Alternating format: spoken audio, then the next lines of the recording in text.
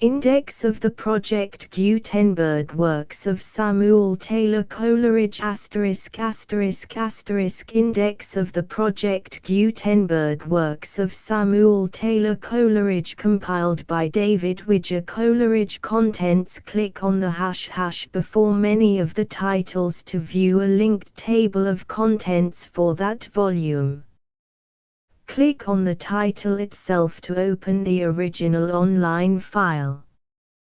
## The Rime of the Ancient Mariner. Confessions of an Inquiring Spirit. ## Biographia Literaria. Specimens of the Table Talk. ## Lyrical Ballads. Biographia Epistolaris, Volume 1. ## Biographia Epistolaris Volume 2. Formation of a More Comprehensive Theory of Life. ## Shakespeare, Ben Jonson, Beaumont and Fletcher. ## The Complete Poetical Works, V1 and V2. ## Anima Poetae. ## Letters of Coleridge, Volume I, of 2. ## Letters of Coleridge, Volume 2, of 2. ## Aids to Reflection. A Day with Samuel Taylor Coleridge. ## Literary Remains, Volume I. ## Literary Remains, Volume 2. ## The Literary Remains, Volume 3. ## Literary Remains, Volume 4. Tables of Contents of Volumes. The Rime of the Ancient Mariner by Samuel Taylor Coleridge. Contents. Part the First, Part the Second, Part the Third, Part the Fourth, Part the Fifth, Part the Sixth, Part the Seventh. Biographia Literaria by Samuel Taylor Coleridge. Contents. Detailed contents. Biographia Literaria. Chapter I. Motives to the present work, reception of the author's first publication, discipline of his taste at school, effect of contemporary writers on and minds, Bowles's sonnets, comparison between the poets before and since Pope. Chapter 2. Supposed irritability of men of genius brought to the test of facts, causes and occasions of the charge, its injustice.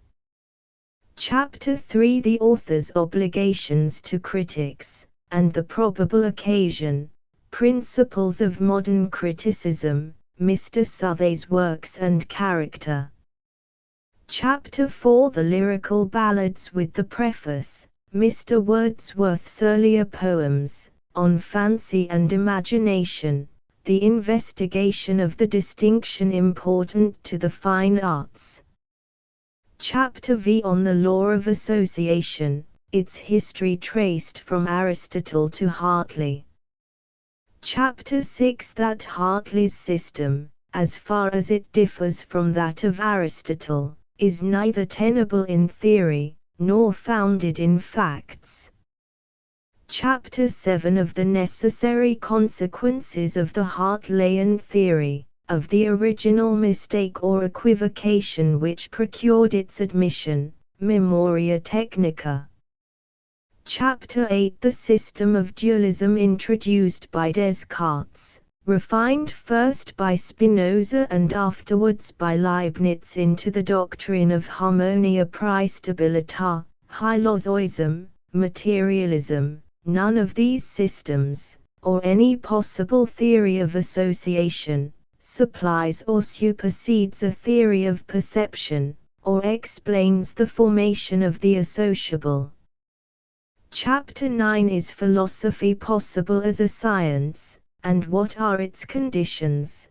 Giordano Bruno, Literary Aristocracy, or the existence of a tacit compact among the learned as a privileged order, the author's obligations to the mystics, to Immanuel Kant, the difference between the letter and the spirit of Kant's writings, and a vindication of prudence in the teaching of philosophy. Fitt's attempt to complete the critical system, its partial success and ultimate failure, obligations to Schelling, and among English writers to Saumarez. Chapter X, a chapter of digression and anecdotes, as an interlude preceding that on the nature and genesis of the imagination or plastic power, on pedantry and pedantic expressions, advice to young authors respecting publication, various anecdotes of the author's literary life, and the progress of his opinions in religion and politics. Chapter 11, an affectionate exhortation to those who in early life feel themselves disposed to become authors. Chapter 12, a chapter of requests and premonitions concerning the perusal or omission of the chapter that follows. Chapter 13, on the imagination, or esemplastic power. Chapter 14, occasion of the lyrical ballads, and the objects originally proposed, preface to the second edition, the ensuing controversy, its causes and acrimony, philosophic definitions of a poem and poetry with scholia. Chapter 15, the specific symptoms of poetic power elucidated in a critical analysis of Shakespeare's Venus and Adonis, and Rape of Lewis. Chapter 16, striking points of difference between the poets of the present age and those of the 15th and 16th centuries, wish expressed for the union of the characteristic merits of both. Chapter 17, examination of the tenets peculiar to Mr. Wordsworth, rustic life, above all, low and rustic life, especially unfavorable to the formation of a human diction, the best parts of language the product of philosophers, not of clowns or shepherds, poetry essentially ideal and generic, the language of Milton as much the language of real life, yet, incomparably more so than that of the cottager. Chapter 18, language of metrical composition, why and wherein essentially different from that of prose, origin and elements of meter, its necessary consequences, and the conditions thereby imposed on the metrical writer in the choice of his diction. Chapter 19, continuation, concerning the real object which, it is probable, Mr. Wordsworth had before him in his critical preface, elucidation and application of this. Chapter XX, the former subject continued, the neutral style, or that common to prose and poetry, exemplified by specimens from Chaucer, Herbert, and others. Chapter XXI, remarks on the present mode of conducting critical journals. Chapter XXII, the characteristic defects of Wordsworth's poetry, with the principles from which the judgment, that they are defects, is deduced, their proportion to the beauties, for the greatest part characteristic of his theory only. Satyraine's Letters. Chapter 23, quid quod prefation praemunirem libellum, qua conna omnem offendi culionsam praesidia. Chapter XIV, conclusion, footnotes, lyrical ballads, with a few other poems. Contents: the rhyme of the ancient mariner, the foster mother's tale, lines left upon a seat in a yew tree which stands near the lake of Esthwaite, the nightingale, a conversational poem, the female vagrant Goody Blake and Harry Gill, lines written at a small distance from my house, Simon Lee, the old huntsman anecdote, forefathers we are, 7 lines written in early spring, the thorn, the last of the flock, the dungeon, the mad mother, the idiot boy, lines written near Richmond, upon the Thames, at evening. Expostulation and reply, the tables turned, an evening scene, On the same subject, Old Man Traveling, the complaint of a forsaken Indian woman. The convict lines written a few miles above Tintern Abbey. Biographia Epistolaris, the biographical supplement of Coleridge's Biographia Literaria, edited by Turnbull, Vol. 2, Contents, page Chapter 11. Malta and Italy 2, 1 Letter 130. To J. Tobin. The 10th of April, 1804. 1 Chapter 12. Home again, rolling, rudderless. Theology 8 Letter 131. To Cottle.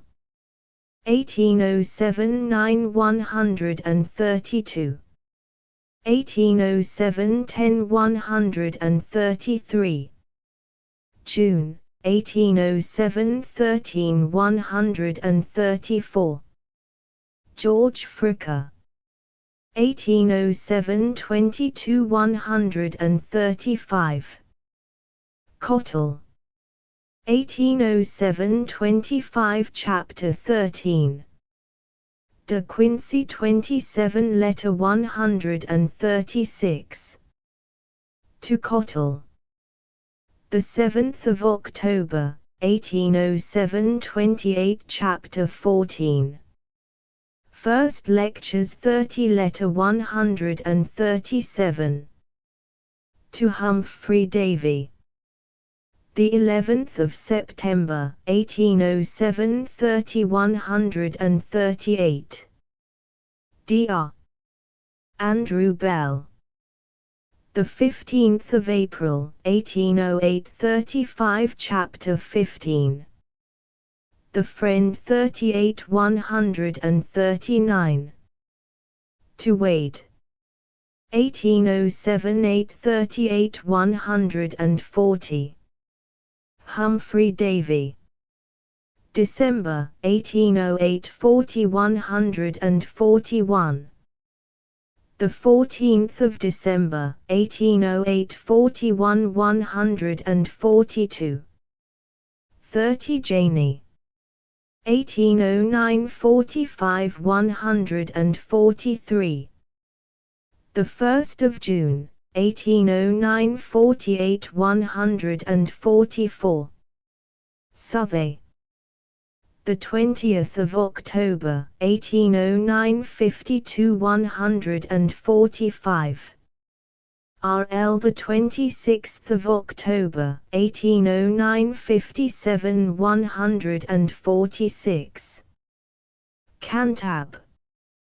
The 21st of December, 1809 63 Chapter 16. Quarrel with Wordsworth, Lectures, 1811 1266 Letter 147. To Godwin. 26 MCH 1811 68 148. 29 MCH 1811 70 149. Dr. Andrew Bell. The 30th of November, 1811 74 Chapter 17. Daniel Stewart and the Courier 76 Letter 150. To Daniel Stewart. The 4th of June, 1811 79 151. The 8th of May, 1816 90 Chapter 18. Mrs. Coleridge, Last Stay at the Lake District 100 Chapter 19. Remorse 104 Letter 152. To Poole. 13 Phoebe. 1813 105 Chapter XX. Cottle's Dark Chapter 116 Letter 153. To Wade. The 8th of December, 1813 117 Letter 154. Cottle. 514 April, 1814 118 155 1814 119 156 1814 120 157 1814 121 158 the 26th of April, 1814 126 159 the 26th of April, 1814 129 160 April 1814 130 161 Miss Cottle the 13th of May, 1814 131 162 Cottle the 27th of May, 1814 132 163 Wade 26 June 1814 135 Chapter XXI The Morgans, Bristol and Calne 140 Letter 164 To Cottle the 7th of March, 1815 142 165 Cottle the 10th of March, 1815 144 Chapter XXII Highgate, Lectures of 1818 149 Letter 166 To Gilman the 13th of April, 1816 150 167 1816 153 168 1816 154 169 1816 157 Chapter 23 Thomas Alsop 158 Letter 170 To Alsop 28 Janey 1818 158 171 the 20th of September 1818 160 172 the 26th of November 1818 160 173 the 2nd of December 1818 163 174 Mr. Britain 28 Phoebe 1819 166 175 Phoebe.mch 1819 168 176 Alsop the 30th of September 1819 169 177 the 13th of December 1819 172 178 Alsop 20 mch 1820 174 179 the 10th of April 1820 178 Chapter Xiv Sir Walter Scott 181 Letter 180 To Alsop 8 or the 18th of April 1820 182 181 the 31st of July 1820 190 182 the 8th of August 1820 192 183 The 11th of October, 1820 198 184. The 20th of October, 1820 201 185. The 25th of October, 1820 202 186. The 27th of November, 1820 203 187. January, 1821 204 Chapter XXV. H. C. Robinson 216 Chapter XXVI. Charles Lamb 218 Letter 188. To Alsop.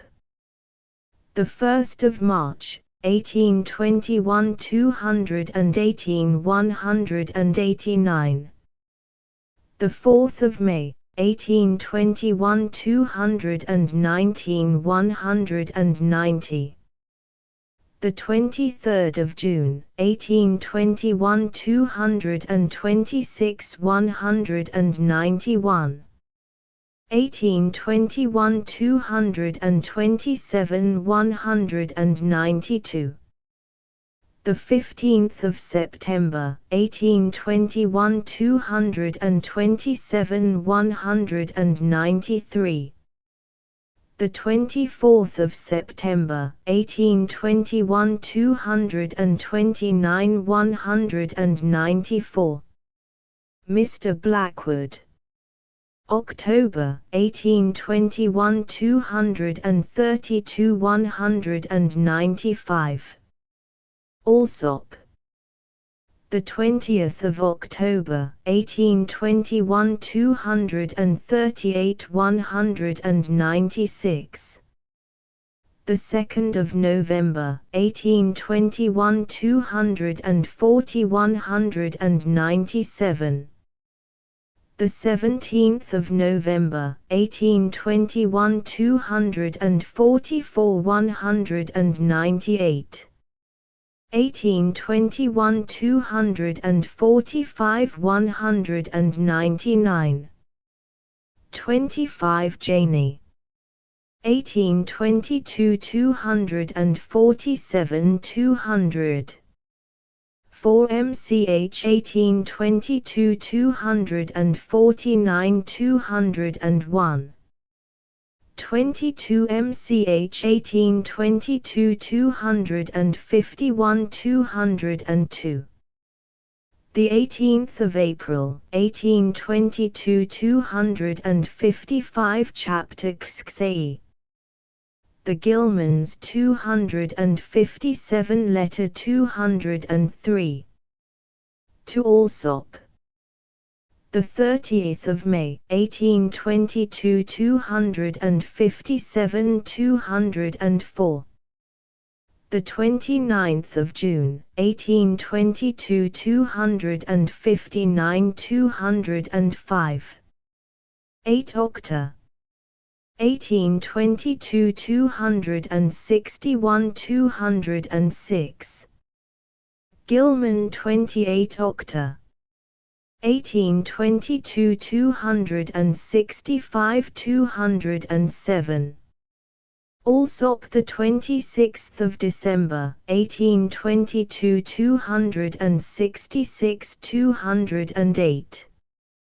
The 10th of December, 1823 269 209. The 24th of December, 1823 270 210. Mrs. Alsop. 1823 270 211. Mr. and Mrs. Alsop. The 8th of April, 1824 272 212. To Alsop. The 14th of April, 1824 274 213. The 27th of April, 1824, 274, chapter X8. The New Academe 278, letter 214. To Alsop. 20 MCH 1825, 284, 215. The 30th of April, 1825, 286, 216. The 2nd of May, 1825, 287, 217. The 10th of May, 1825, 287, 218.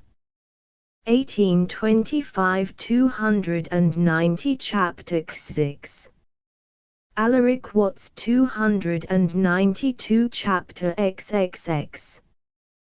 The Rhine Tour, and last collected editions of the poems 296, letter 219.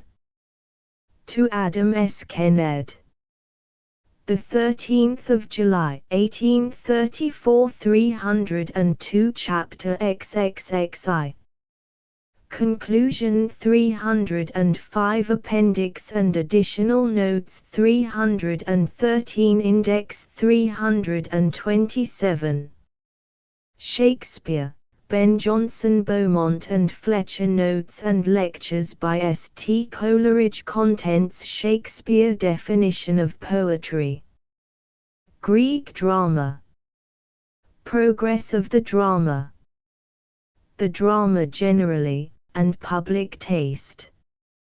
Shakespeare, a poet generally.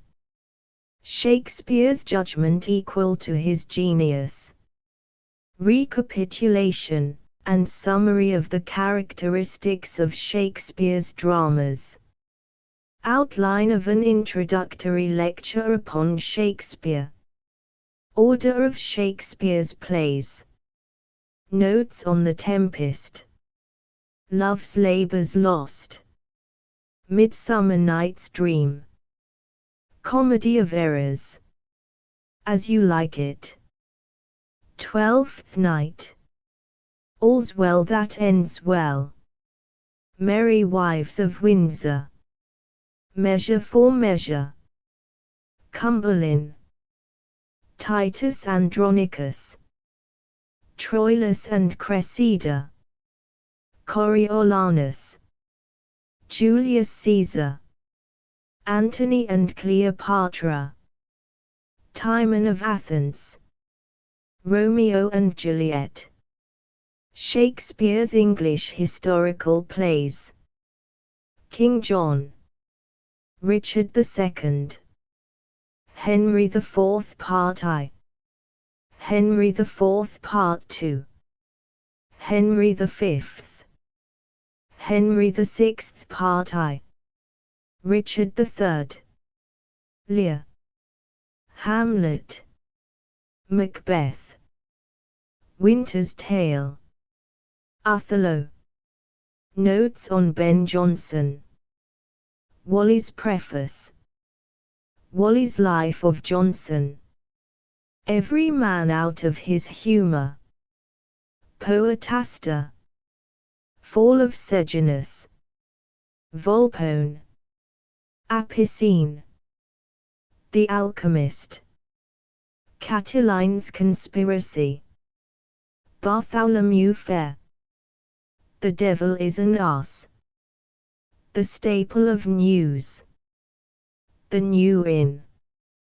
Notes on Beaumont and Fletcher. Harris's commendatory poem on Fletcher. Life of Fletcher in Stockdale's edition, 1811. Maid's Tragedy. A King and No King. The Scornful Lady. The Custom of the Country. The Elder Brother. The Spanish Curate. Wit Without Money. The Humorous Lieutenant. The Mad Lover. The Loyal Subject. Rule a wife and have a wife. The laws of Candy. The little French lawyer. Valentinian. Rollo. The wild goose chase. A wife for a month. The pilgrim. The Queen of Corinth. The noble gentleman. The coronation. Wit at several weapons. The fair maid of the inn. The two noble kinsmen. The woman hater. The complete poetical works of Samuel Taylor Coleridge. Contents of the 2 volumes. Volume I. Page Preface 3. 1787 Easter Holidays. MS Letter, the 12th of May, 1787. 1 Dura Navis. B.M. Ad. MSS. 34225, 2 nil Pegis Silip Vita. Boyas Liber Aureus. 4 1788 Sonnet, to the autumnal moon. 5 1789 Anthem for the children of Christ's Hospital. MSO. 5 Julia. Boyas Liber Aureus. 6 Qua Nocent Docent. Boyas Liber Aureus. 7 The Nose. MSO. 8 To the Muse. MSO. 9 Destruction of the Bastille. MSO. 10 Life. MSO. 11 1790 Progress of Vice. MSO, Boyas Liber Aureus. 12 Monody on the Death of Chatterton. First version. MSO, Boyas Liber Aureus. 13 An Invocation. JDC. 16 Anna and Harland. MSJDC. 16 To the Evening Star. MSO. 16 Pain. MSO. 17 On a Lady Weeping. MSO, C. 17 Monody on a Tea Kettle. MSS. O. STC. 18 Genevieve. MSS. O. E. 19 1791 On receiving an account that his only sister's death was inevitable. MSO. 20 On seeing a youth affectionately welcomed by a sister. 21 A mathematical problem. MS Letter, the 31st of March, 1791, MSO, C.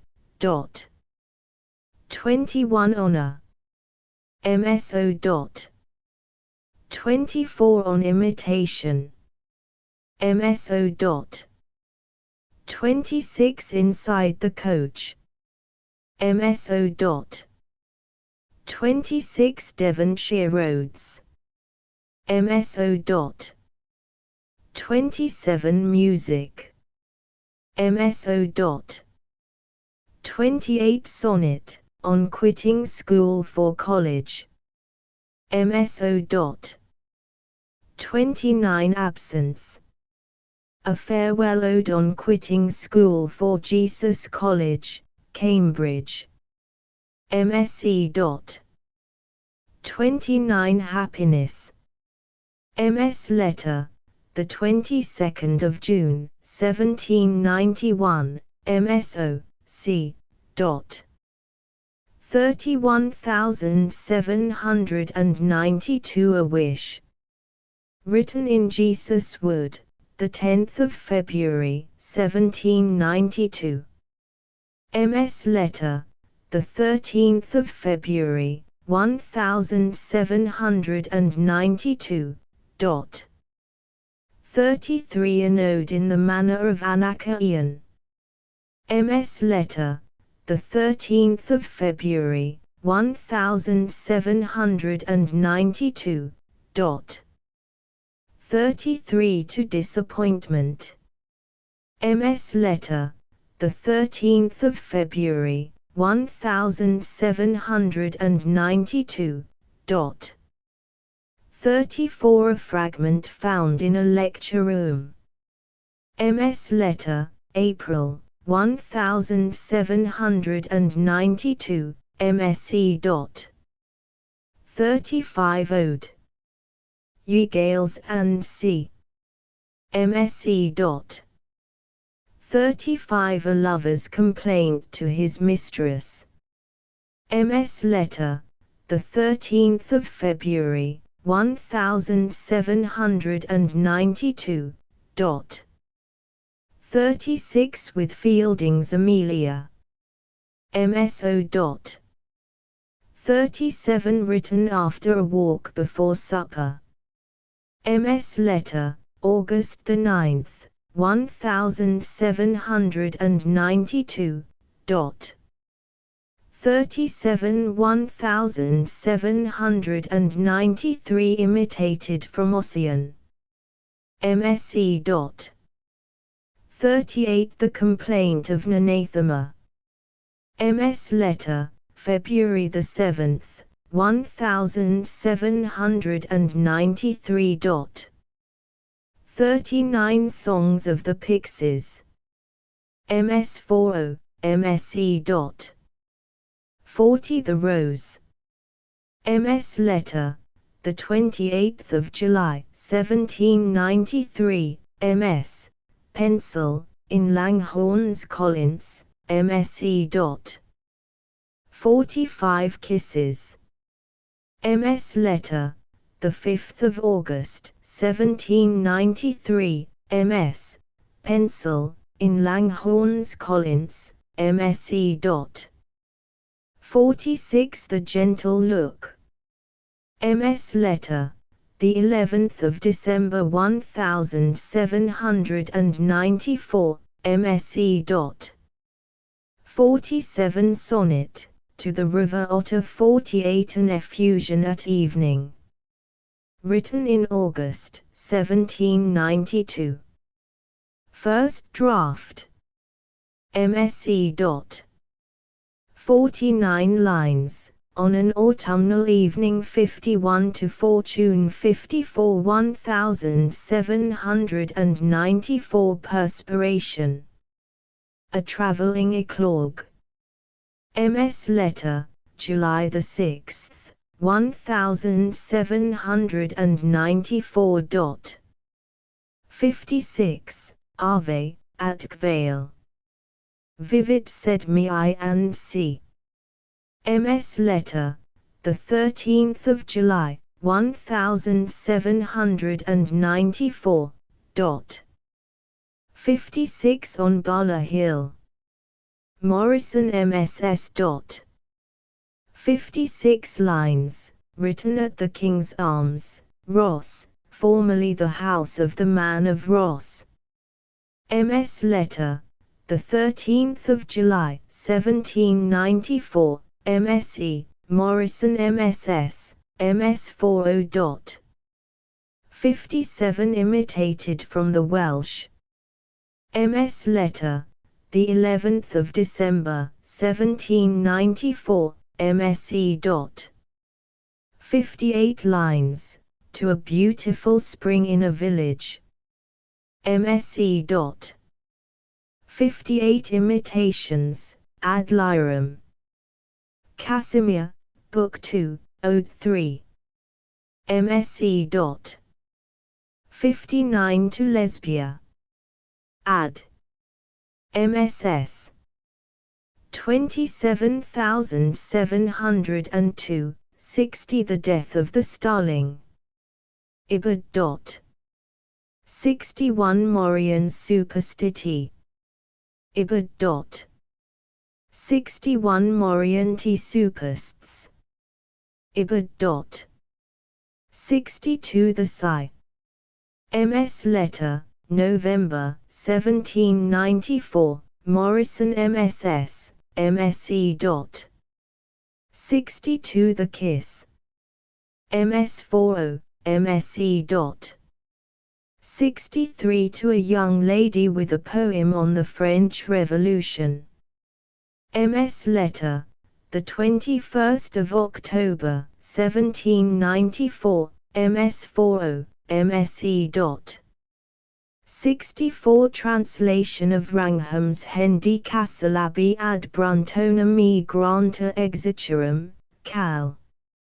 October MDCCXC, 66 To Miss Brunton with the preceding translation 67 Epitaph on an Infant. Esincad Blight. MSE. 68 Pantisocracy. MSS. Letters, the 18th of September, the 19th of October, 1794, MSE. 68 On the prospect of establishing a pantisocracy in America. 69 Elegy, imitated from one of Akenside's blank verse inscriptions. No. 3. 69 The Faded Flower. 70 The Outcast. 71 Domestic Peace. From the Fall of Robespierre Acti, L. 210. 71 On a Discovery Made Too Late. MS Letter, the 21st of October, 1794. 72 To the author of The Robbers. 72 Melancholy. A Fragment. MS Letter, August 26, 1802. 73 To a Young Ass, its mother being tethered near it. MS the 24th of October, 1794, MS Letter, the 17th of December, 1794. 74 Lines on a Friend who died of a frenzy fever induced by calamious reports. MS Letter, the 6th of November, 1794, MS40, MSE. 76 To a Friend, Charles Lamb, together with an unfinished poem. MS Letter, December, 1794, 78 Sonnets on Eminent Characters, contributed to the Morning Chronicle, in December, 1794 and January 1795, I. To the Honourable Mr. Erskine 79 To. Burke. MS Letter, the 11th of December, 1794. 83. Priestley. MS Letter, the 17th of December, 1794. 81 4. Lafayette 82 V. Kosciuszko. MS Letter, the 17th of December, 1794. 82 6. Pitt 83 7. To the Reverend W. L. Bowles. First version, printed in Morning Chronicle, the 26th of December, 1794. MS Letter, the 11th of December, 1794. 84, second version. 85 8. Mrs. Siddons 85 1795. 9 to William Godwin, author of Political Justice. Lines 9 to 14, MS Letter, the 17th of December, 1794. 86x. To Robert Southey of Balliol College, Oxford, author of the Retrospect and Other Poems. MS Letter, the 17th of December, 1794. 8711. To Richard Brinsley Sheridan, Esquire, MS Letter, the 9th of December, 1794, MSE. 8712. To Lord Stanhope on reading his late protest in the House of Lords. Morning Chronicle, the 31st of January, 1795. 89 to Earl Stanhope. 89 lines, to a friend in answer to a melancholy letter. 90 to an infant. MSE. 91 to the Reverend W. J. Hort while teaching a young lady some song tunes on his flute. 92 Pity.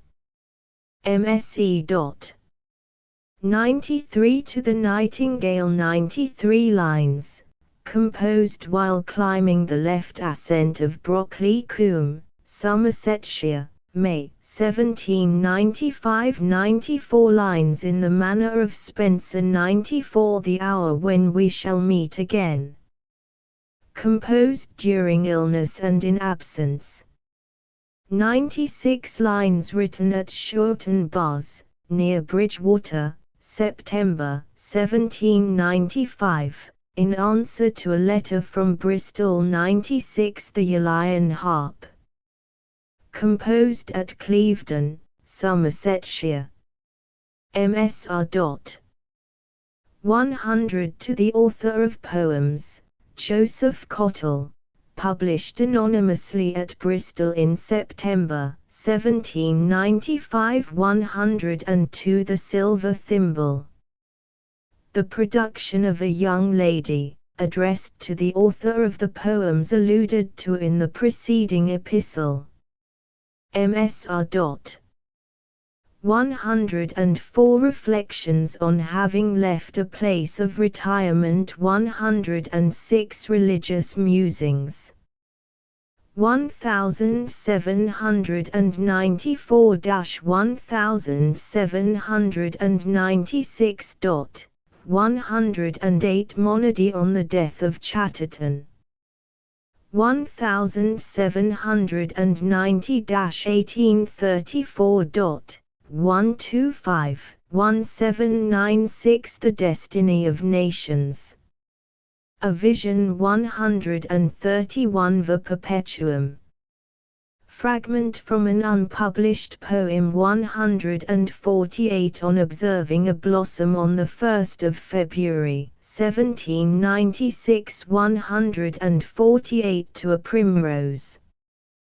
The first scene in the season. 149 verses, addressed to J. Horntook and the company who met on the 28th of June, 1796, to celebrate his poll at the Westminster election. 150 On a late connubial rupture in high life, Prince and Princess of Wales. MS Letter, the 4th of July, 1796, 152 Sonnet, on receiving a letter informing me of the birth of a son. MS Letter, November 1st, 1796. 152 Sonnet, composed on a journey homeward, the author having received intelligence of the birth of a son, the 20th of September, 1796. MS Letter, November 1st, 1796.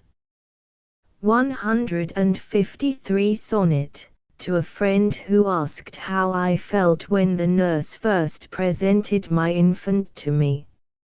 MS Letter, the 1st of November, 1796, 154 Sonnet, to Charles Lloyd, 155 to a young friend on his proposing to domesticate with the author. Composed in 1796, 155 addressed to a young man of fortune, C. Lloyd, 157 to a friend, Charles Lamb, who had declared his intention of writing no more poetry. 158 Ode to the Departing Year. 160-1797 The Raven. MSSTC. 169 to an unfortunate woman at the theatre. 171 to an unfortunate woman whom the author had known in the days of her innocence. 172 to the Reverend George Coleridge. 173 on the christening of a friend's child. 176 translation of a Latin inscription by the Reverend W. L. Bowles in Netherstowey Church. 177 This Lime Tree Bower My Prison. 178 The Foster Mother's Tale. 182 The Dungeon. 185 The Rime of the Ancient Mariner. 186 Sonnets attempted in the manner of contemporary writers. 209 Parliamentary Oscillators. 211 Christabel. For MSS VIDP 214, 213 lines to W.L. while he sang a song to Purcell's Music. 236, 1798 Fire, Famine, and Slaughter. 237 Frost at Midnight. 240 France, an Ode. 243 The Old Man of the Alps. 248 To a Young Lady on her recovery from a fever. 252 Luti, or the Circassiang Love Shont. For MSS Vidi pp 1049-62, 253 Fears in Solitude. MSW. 256 The Nightingale. A Conversation Poem. 264 The Three Graves. Parts I, 2. MSSTC.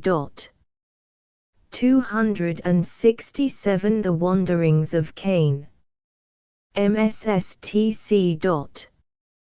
285 to 292 The Ballad of the Dark Lady. 293 Kubla Khan. 295 Recantation, illustrated in the Story of the Mad Ox. 299, 1799 Hexameters. William My Teacher and c. 304 Translation of a passage in Ottfried's metrical paraphrase of the Gospel. 306 Catulean hendecasyllables. 307 The Homeric hexameter described and exemplified. 307 The Ovidian elegiac meter described and exemplified. 308 On a Cataract. MSSTC. 308 Tells Birthplace. 309 The Visit of the Gods. 310 From the German. Knowest thou the land and sea? 311 Water Ballad. From the French. 311 On an infant which died before baptism. Be rather and c. MS Letter, the 8th of April, 1799, 312 Something childish, but very natural. Written in Germany. MS Letter, the 23rd of April, 1799. 313 Homesick. Written in Germany. MS Letter, May the 6th, 1799. 314 lines written in the album at Elbingrode in the Harz Forest. MS Letter, the 17th of May, 1799. 315 The British Stripling's War Song. Ad. MSS. 27,902, 317 names. From Lessing. 318 The Devil's Thoughts. MS Copy by Derwent Coleridge. 319 lines composed in a concert room. 324 Westphalian Song. 326 hexameters. Paraphrase of Psalm Xlv. MS Letter, the 29th of September, 1799. 326 Hymn to the Earth.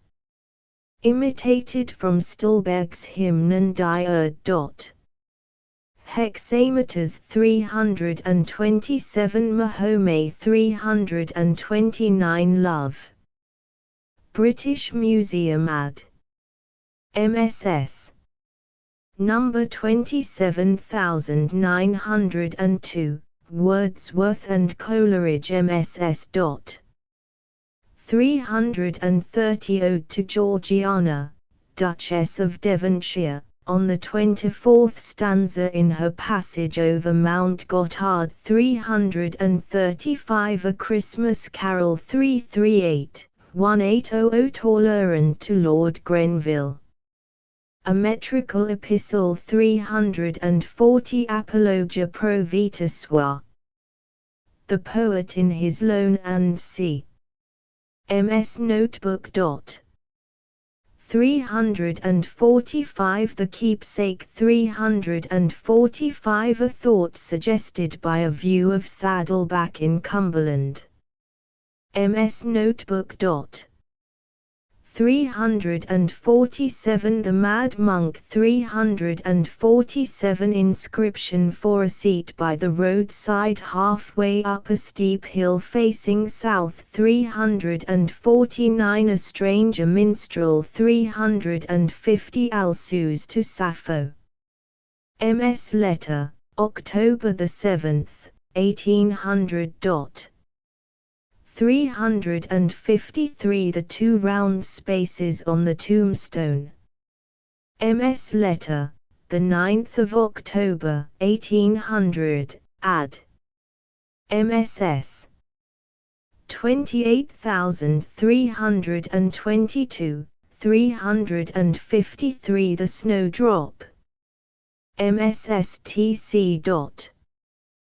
356, 1801 On Revisiting the Seashore. MS Letter, the 15th of August, 1801, MS A. 359 Ode to Tranquility. 360 to Asra. MS, of Christabel, STC, C.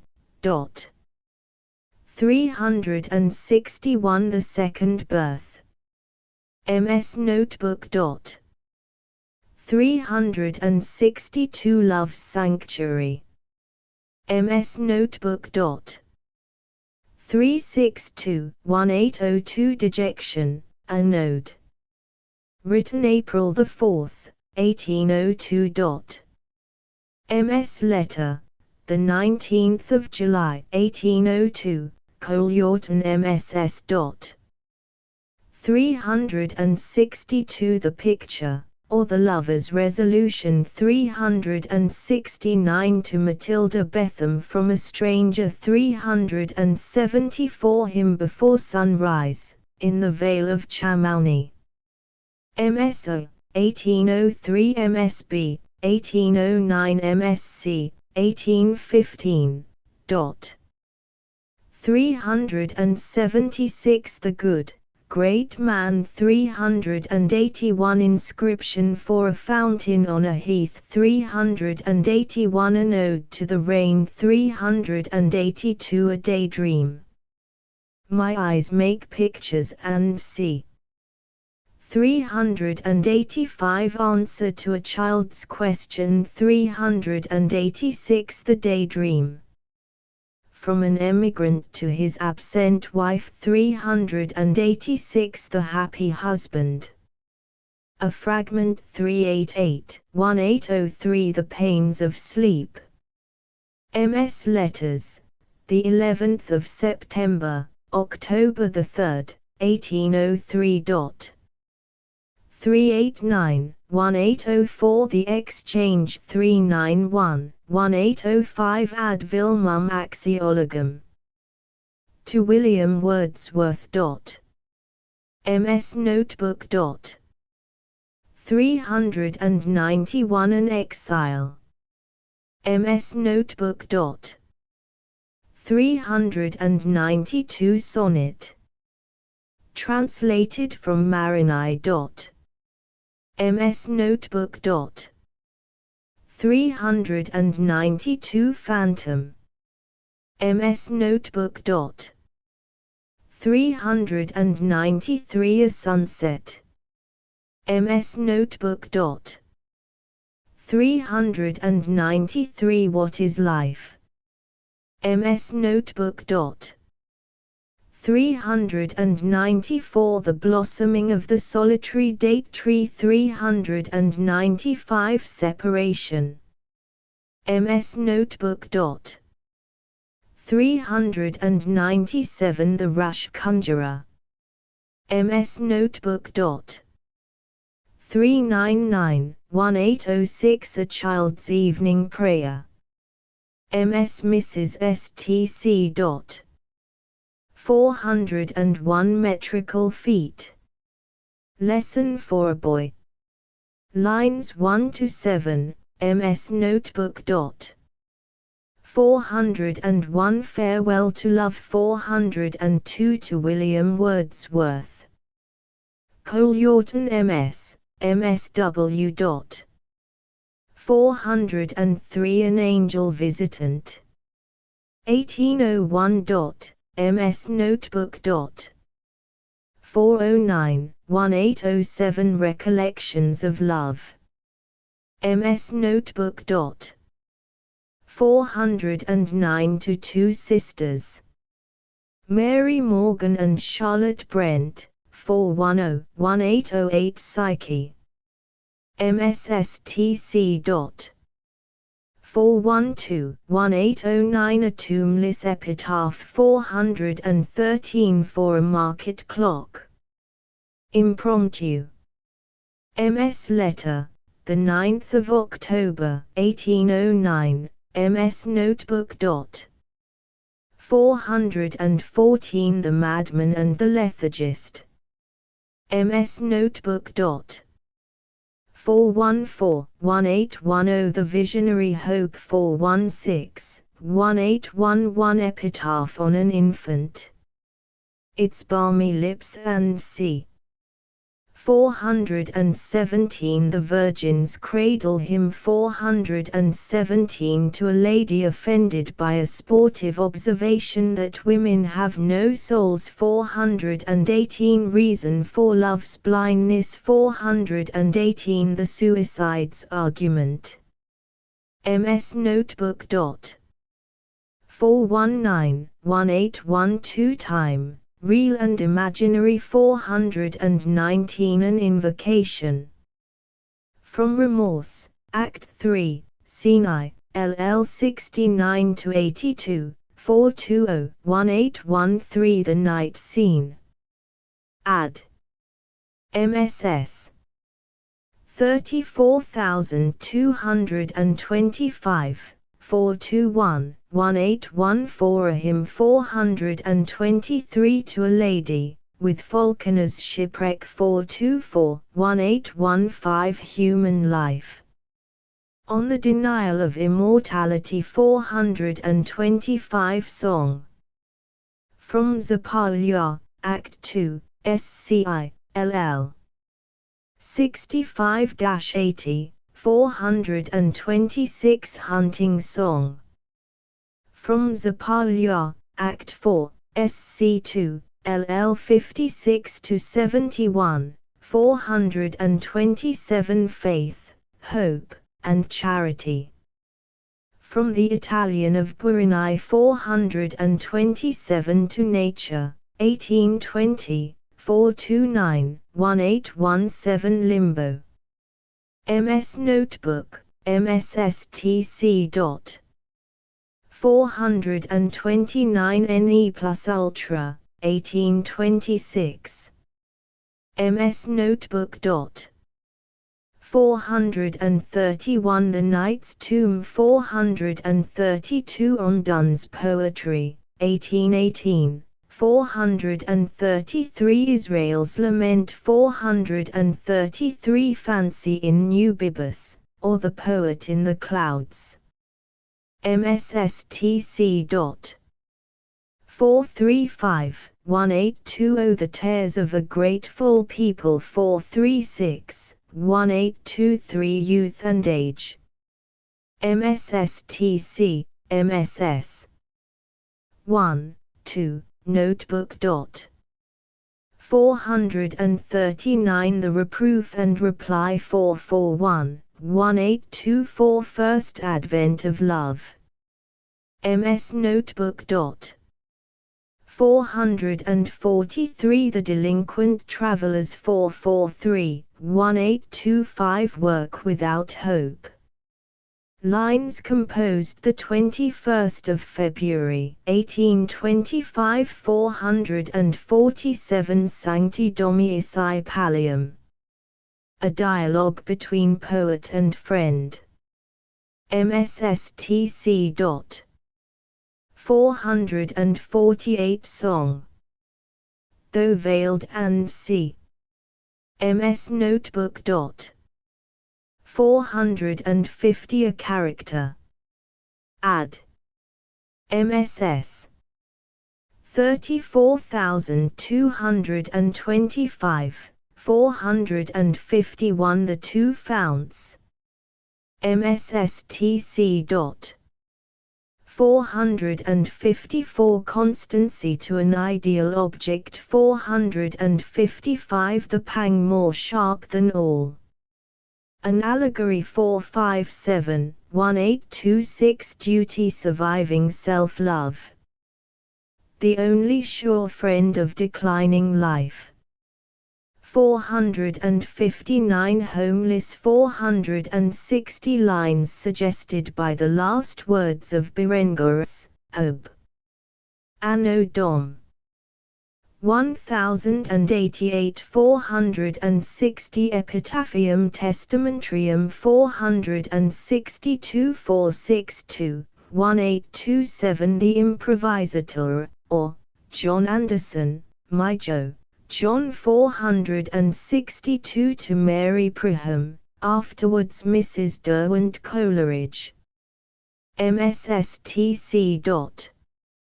468, 1828 Alice Duclos, or, The Forked Tongue. A Ballad. MSSTC. 469 Love's Burial Place 475 Lines, to a Comic Author, on an Abusive Review, 1825. Add. MSS.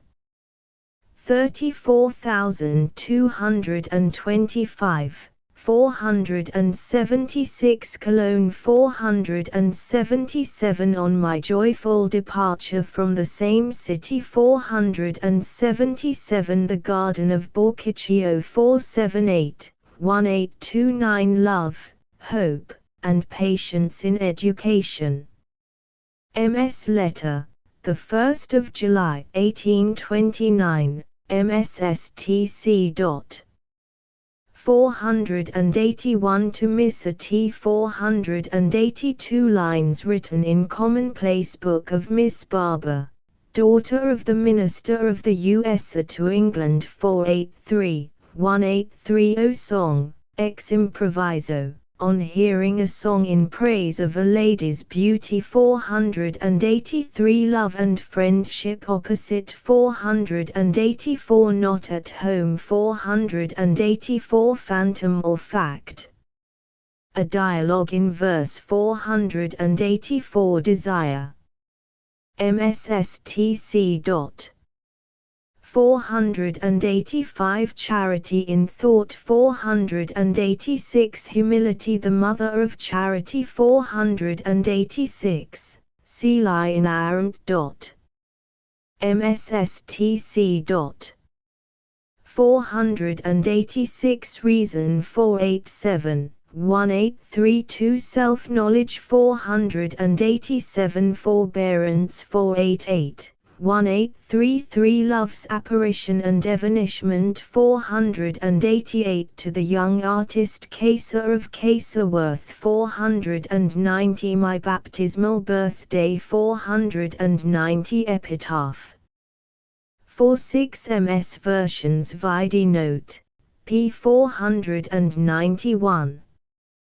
491 End of the Poems Volume 2 Dramatic Works 1794 The Fall of Robespierre. An Historic Drama. 495, 1797 Osorio. A Tragedy. 518, 1800 The Piccolomini, or, the first part of Wallenstein. A drama translated from the German of Schiller. Preface to the first edition. 598 The Piccolomini. 600 The Death of Wallenstein. A Tragedy in 5 acts. Preface of the translator to the first edition. 724 The Death of Wallenstein. 726, 1812 Remorse. Preface. 812 Prologue. 816 Epilogue. 817 Remorse. A Tragedy in 5 acts. 819, 1815 Zapaglia. A Christmas Tale in 2 parts. Advertisement. 883 Part I. The Prelude, entitled The Usurper's Fortune. 884 Part II. The sequel, entitled The Usurper's Fate. 901 Epigrams. An Apology for Spencer's. 951 On a Late Marriage between an Old Maid and French Petit Matron. 952 On an Amorous Doctor. 952 Of Smart Pretty Fellows and c. 952 On Deputy. 953 To be Ruled Like a Frenchman and c. 953 On Mr. Ross, usually connominated Nosey. 953 Bob Now Resolves and c. 953 Say What You Will, Ingenious Youth. 954 If the Guilt of All Lying and c. 954 On an Insignificant. 954 There Comes from Old Averro's Grave. 954 On a Slanderer. 955 Lines in a German Student's Album. 955 Hypner. 955 On a Reader of His Own Verses. 955 On a Report of a Minister's Death. 956 Dear Brother Jim. 956 Job's Luck. 957 On the Sickness of a Great Minister. 957 To a Virtuous Economist. 958 L'Enfant Prodigue. 958 on Sir Rubicund Naso 958 to Mr. Pye 959, 98, 959 occasioned by the former 959, a liar by profession. 960 to a proud parent 960 roofer 960 on a volunteer singer 960 occasioned by the last 961 epitaph on Major Deman 961 on the above 961 epitaph on a bad man, 3 versions. 961 to a certain modern Narcissus 962 to a critic 962 always audible 963 pond non numero 963 the complement qualified 963 what is an epigram and c 963 Charles grave or merry and c 964 an evil spirits on thee, friend and c 964 here lies the devil and c 964 to one who published in print. And c 964 scarce any scandal and c 965 old harpy and c 965 to a vain young lady 965 a hint to premiers and first consuls 966 from me, Aurelia and c 966 for a house dog's collar 966 in vain I praise thee, Zoilus 966 epitaph on a mercenary miser 967 a dialogue between an author and his friend 967 or wisdom in folly 967 each Bond Street buck and c 968 from an old German poet 968 on the curious circumstance that in the German and c 968 spots in the sun 969 when surface talks and c 969 to my candle 969 epitaph on himself 970 the taste of the times 970 on Pitt and Fox 970 an excellent adage and c 971 comparative brevity of Greek and English 971 on the secrecy of a certain lady 971 motto for a transparency, and c.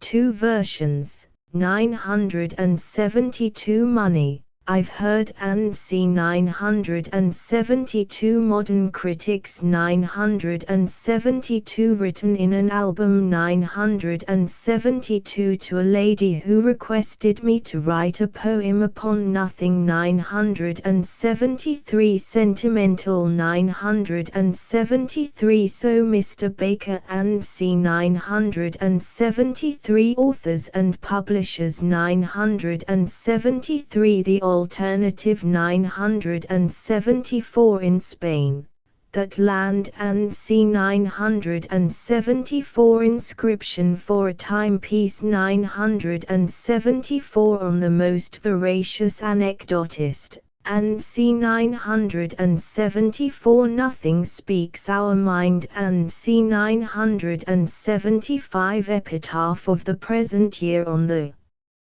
monument of Thomas Fuller 975 Jeux d'Esprit 976 My Godmother's Beard 976 Lines to Thomas Poole 976 to a well-known musical critic, and c 977 to T. Poole, an invitation 978 song to be sung by the lovers of all the noble liquors, And C 978 Drinking versus Thinking 979 The Wills of the Wisp 979 To Captain Findlay 980 On Donne's Poem to a Flea 980, Ex Libri STC. 981 The Bridge Street Committee 982 Nonsense Suffix 983 To Susan Steele, and C 984 Association of Ideas 984 Verses Trivicula 985 Cholera Cured Beforehand 985 To Baby Bates 987 To a Child 987 Fragments from a Notebook. Circa 1796 to 1798. 988 fragments. For unnamed fragments see Index of First Lines. 996 Over My Cottage 997, The Nightmare Death in Life, 998 A Beck in Winter 998, Not a Critic, but a Judge, 1000. De Profundis Clamavi, 1001 Fragment of an Ode on Napoleon 1003 Epigram on Kepler 1004, Ars Poetica, 1006 Translation of the first strophe of Pindar's Second Olympic 1006 Translation of a fragment of Heraclitus 1007 Imitated from Aristophanes 1008 To Edward Irving 1008, Luther, De Demonibus, 1009 The Netherlands 1009 Eliza, translated from Claudian 1009 Profuse Kindness 1010 Napoleon 1010 The Three Sorts of Friends 1012 Bo Peep and I Spy 1012 A Simile 1013 Barangulf of Adelstan.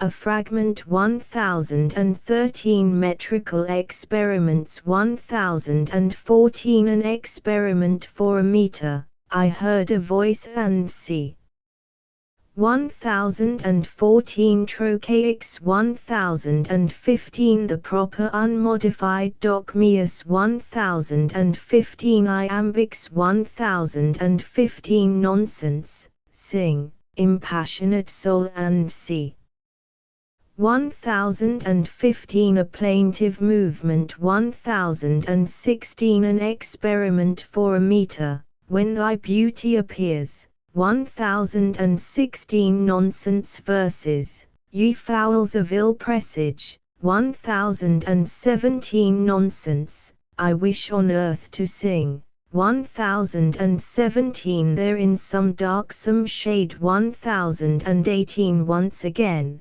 Sweet Willow, Wave Thee 1018 Songs of Shepherds, and Rustical Roundelays 1018 A Metrical Accident 1019 Notes by Professor Saintsbury 1019 Appendix I First Drafts, Early Versions, etc.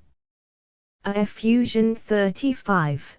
The 20th of August, 1795. First Draft. MSR. 1021 Effusion, p. 96, 1797. Second Draft. MSR. 1021b Recollection 1023c. The Destiny of Nations. Draft I. Ad. MSS. 34,225, 1024 The Destiny of Nations. Draft 2. Ibid. 1026 The Destiny of Nations. Draft 3. Ibid. 1027 D. Passages in Southey's Joan of Arc, 1st edition, 1796, contributed by S. T. Coleridge. 1027 E. The Rime of the Ancient Mariner, 1798, 1030 F.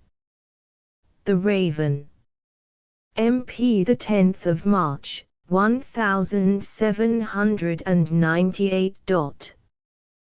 1048 G. Luti, or, the Sirkar Siang's Love Chant. 1. B.M. Ad. MSS. 27,902. 1049 The Sirkar Siang's Love Chant. 2. Ad. MSS. 35,343. 1050 Luti, or, the Sirkar Siang's Love Chant. 3. Ad. MSS. 35,343. 1051 H. Introduction to the Tale of the Dark Lady. MP the 21st of December, 1799. 1052 I. The Triumph of Loyalty. An Historic Drama. Ad. MSS. 34,225. 1060 J. Chamauni, The Hour Before Sunrise. A Hymn. MP the 11th of September, 1802. 1074 K. Dejection, a Node. MP October the 4th, 1802. 1076 L. To W. Wordsworth. January 1807 1081 M. Youth and Age. MSI, the 10th of September, 1823. 1084 Youth and Age. MS2. 1. 1085 Youth and Age. MS2.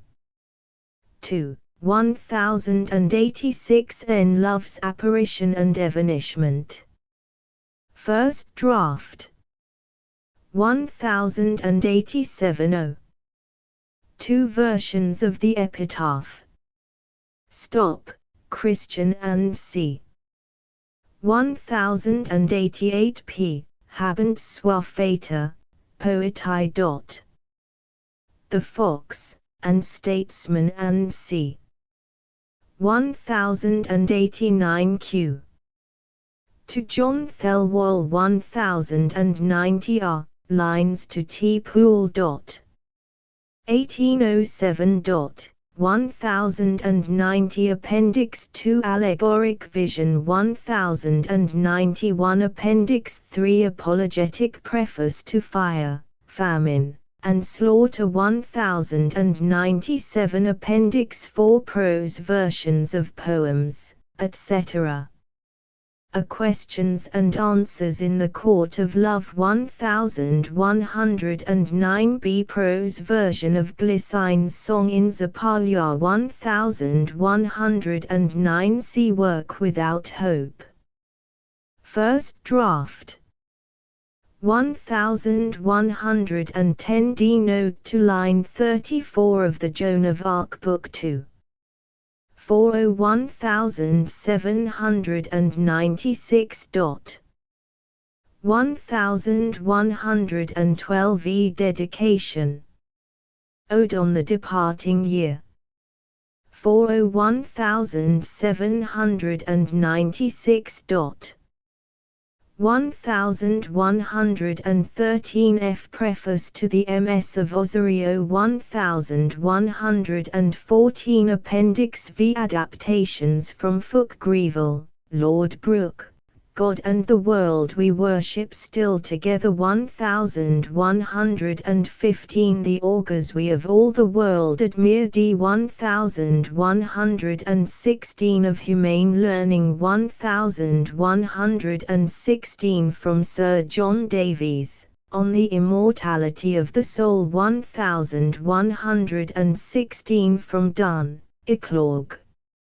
On Unworthy Wisdom 1117 Letter to Sir Henry Goodyear 1117 From Ben Jonson, A Nymph's Passion, Mutual Passion 1118 Underwoods, No. 6.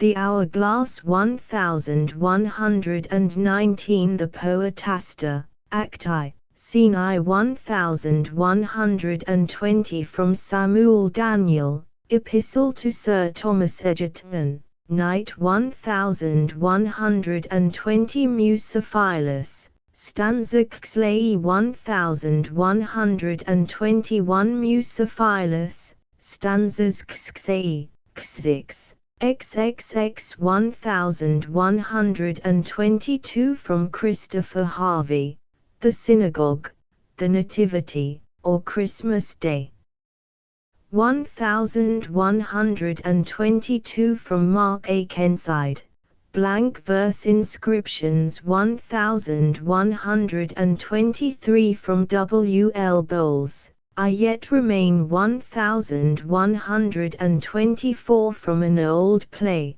Napoleon 1124 Appendix 6 Originals of Translations F. von Matthijssen, Einmaelsisches Märchen, Adonide 1125 Schiller, Schwindeltraktor dich fort auf Raslos Strominden Wogen 1125 Im Hexameter steigt des Sprinkels Flussige Saul 1125 Stillberg, Unsterbliche Jungling 1126 Set dies Heilige Kapelle 1126 Schiller, Nimmer, Das Glot mir 1127 Goethe, Kennst du das Land, wo die Zitronen blun 1128 François Antoine Eugène de Plainard, Batelier, Dit Lisette 1128 German folk song, When I ch ein Voglein war 1129 Stillberg, Mein Arm word stark und groß mein Muth 1129 Lessing, ich fragt mein Scone 1130 Stillberg, Du Mutter Zaluse Kinder, Mutter und Am 1130 Friederike Brunn, AUS 2 Fem Skotten des Schweigenden Tannenhains 1131 Giambattista Marino, Donna, Siam Rei di Mort. Eristi, Eri 1131 MS Notebook, Indecem World, Indecen Grunden 1132 Anthologia Graeca, 1132 Battista Guarini, Cantitarini Amori 1132 Stillberg, Der Blind die Sangerstandum mir 1134 Bibliography of the Poetical Works of Samuel Taylor Coleridge 1135 Bibliographical Appendix No I Poems first published in newspapers or periodicals 1178 No. 2 Epigrams and Jeux d'Esprit first published in newspapers and periodicals 1182 No. 3. Poems included in anthologies and other works 1183 No. 4. Poems first printed or reprinted in Literary Remains, 1836. And c. 1187 poems first printed or reprinted in Essays on His Own Times, 1850-1188 Index of First Lines 1189. Anima Poetae from the unpublished notebooks of Samuel Taylor Coleridge, edited by Ernest Hartley Coleridge. Contents: Preface, Chapter I, Chapter II, Chapter III, Chapter IV, Chapter V, Chapter VI, Chapter VII, Chapter VIII, Chapter IX, Chapter X. Index of proper names, Index of titles, Index letters of Samuel Taylor Coleridge, edited by Ernest Hartley Coleridge in 2 volumes. Vol I. Contents of Volume I. Page Chapter I. Student Life, 1785 to 1794. I. Thomas Poole, February, 1797. Biographia Literaria, 1847, 313, 42. Thomas Poole, March, 1797. Biographia Literaria, 1847, 315, 6-3. Thomas Poole, the 9th of October, 1797. Biographia Literaria, 1847, 319, 10-4. Thomas Poole, the 16th of October, 1797. Biographia Literaria, 1847, 322, 13 v. Thomas Poole, the 19th of February, 1798. Biographia Literaria, 1847, 326, 18-6. Mrs. Coleridge, Senior, the 4th of February, 1785. Illustrated London News, the 1st of April, 1893, 21-7. Reverend George Coleridge, undated, before 1790. Illustrated London News, the 1st of April, 1893, 22-8. Reverend George Coleridge, the 16th of October, 1791. Illustrated London News, the 8th of April, 1893, 22-9. Reverend George Coleridge, the 24th of January, 1792, 23x. Mrs. Evans, the 13th of February, 1792, 26-11. Mary Evans, the 13th of February, 1792, 30-12. Anne Evans, the 19th of February, 1792, 37-13. Mrs. Evans, the 22nd of February, 1792, 39-14. Mary Evans, the 22nd of February, 1792, 41-15. Reverend George Coleridge, April, 1792. Illustrated London News, the 8th of April, 1893, 42-16. Mrs. Evans, the 5th of February, 1793, 45-17. Mary Evans, the 7th of February, 1793. Illustrated London News, the 8th of April, 1893, 47:18. Anne Evans, the 10th of February, 1793, 52:19. Reverend George Coleridge, the 28th of July, 1793, 53XX. Reverend George Coleridge, postmark, the 5th of August, 1793, 55XXI. G. L. Tuckett, February the 6th, 1794, Illustrated London News, the 15th of April, 1893, 57XXII. Reverend George Coleridge, the 8th of February, 1794, 59:23. Reverend George Coleridge, the 11th of February, 1794, 60XIV. Captain James Coleridge, the 20th of February, 1794. Brandler, T.S. Life of Coleridge, 1887, p. 65, 61XXV. Reverend George Coleridge, the 12th of March, 1794. Illustrated London News, the 15th of April, 1893, 62XXVI.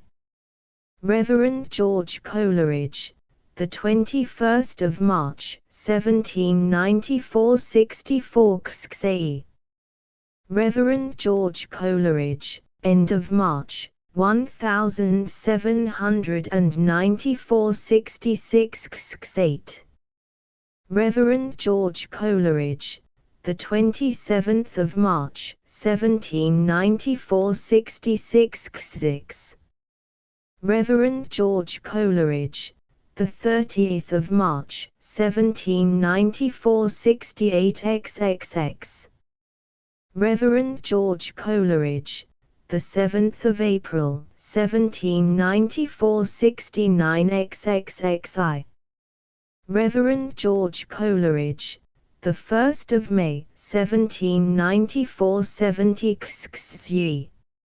Robert Southey, the 6th of July, 1794. 16 lines published, Southya, T.S. Life and Correspondence, 1849, I 212, 72XXXII. Robert Southey, the 15th of July, 1794. Portions published in Letter to H. Martin, the 22nd of July, 1794, Biographia Literaria, 1847, 338, 74XXIV. Robert Southey, the 18th of September, 1794. 18 lines published, Southya, T.S. Life and Correspondence, 1849, I 218, 81XXXV. Robert Southey, the 19th of September, 1794, 84XXV. Robert Southey, the 26th of September, 1794, 86XXAE. Robert Southey, the 21st of October, 1794, 87XXVIII. Robert Southey, November, 1794, 95XXVI. Robert Southey, Autumn, 1794. Illustrated London News, the 15th of April, 1893, 101 XL. Reverend George Coleridge, the 6th of November, 1794, 103 XLI. Robert Southey, the 11th of December, 1794, 106 XLII. Robert Southey, the 17th of December, 1794, 114 XLII. Robert Southey, December, 1794. 18 lines published, Southey, T.S. Life and Correspondence, 1849, I 227, 121 Xliv. Mary Evans. December, 1794. Samuel Taylor Coleridge, A Narrative, 1894, p. 38, 122 XLV. Mary Evans, the 24th of December, 1794. Samuel Taylor Coleridge, A Narrative, 1894, p. 40, 124 XLVI. Robert Southey, December, 1794, 125. Chapter 2. Early Public Life, 1795 to 1796. Xley Joseph Cottle, Spring, 1795.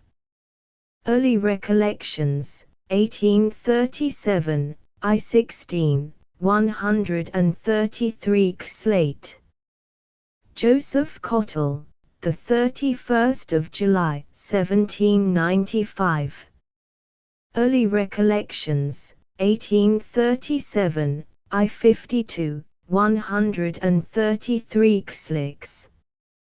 Joseph Cottle, 1795.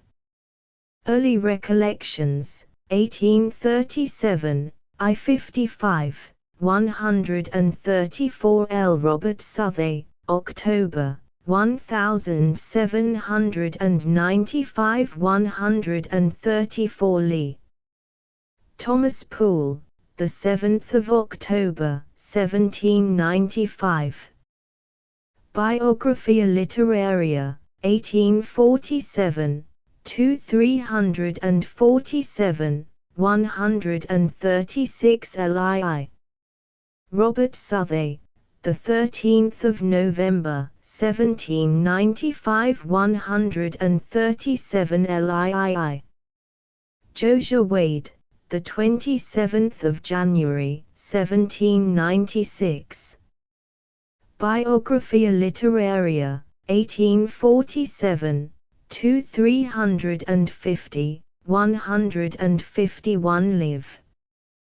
Joseph Cottle, the 22nd of February, 1796. Early Recollections, 1837, I-141.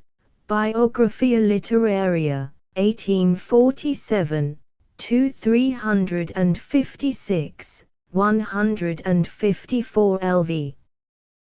Thomas Poole, the 30th of March, 1796. Biographia Literaria, 1847, 357, 155 LVI. Thomas Poole, the 12th of May, 1796. Biographia Literaria, 1847, 366, Thomas Poole and His Friends, 1887, I-144, 158 LVII. John Thelwall, the 13th of May, 1796, 159 late. Thomas Poole, the 29th of May, 1796. Biographia Literaria, 1847, 368, 164 LIX. John Thelwall, the 22nd of June, 1796, 166 LX. Thomas Poole, the 24th of September, 1796. Biographia Literaria, 1847, 373, Thomas Poole and His Friends, 1887, I 155, 168 LXI. Charles Lamb, the 28th of September, 1796. Gilmanor, T.S. Life of Coleridge, 1838, pp 338 to 340, 171 LXII. Thomas Poole, the 5th of November, 1796. Biographia Literaria, 1847, 379, Thomas Poole and His Friends, 1887, I 175, 172 Exit. Thomas Poole, the 7th of November, 1796, 176 Exit. John Thelwall, the 19th of November, 1796. 26 lines published, Samuel Taylor Coleridge, A Narrative, 1894, p. 58, 178 LXV.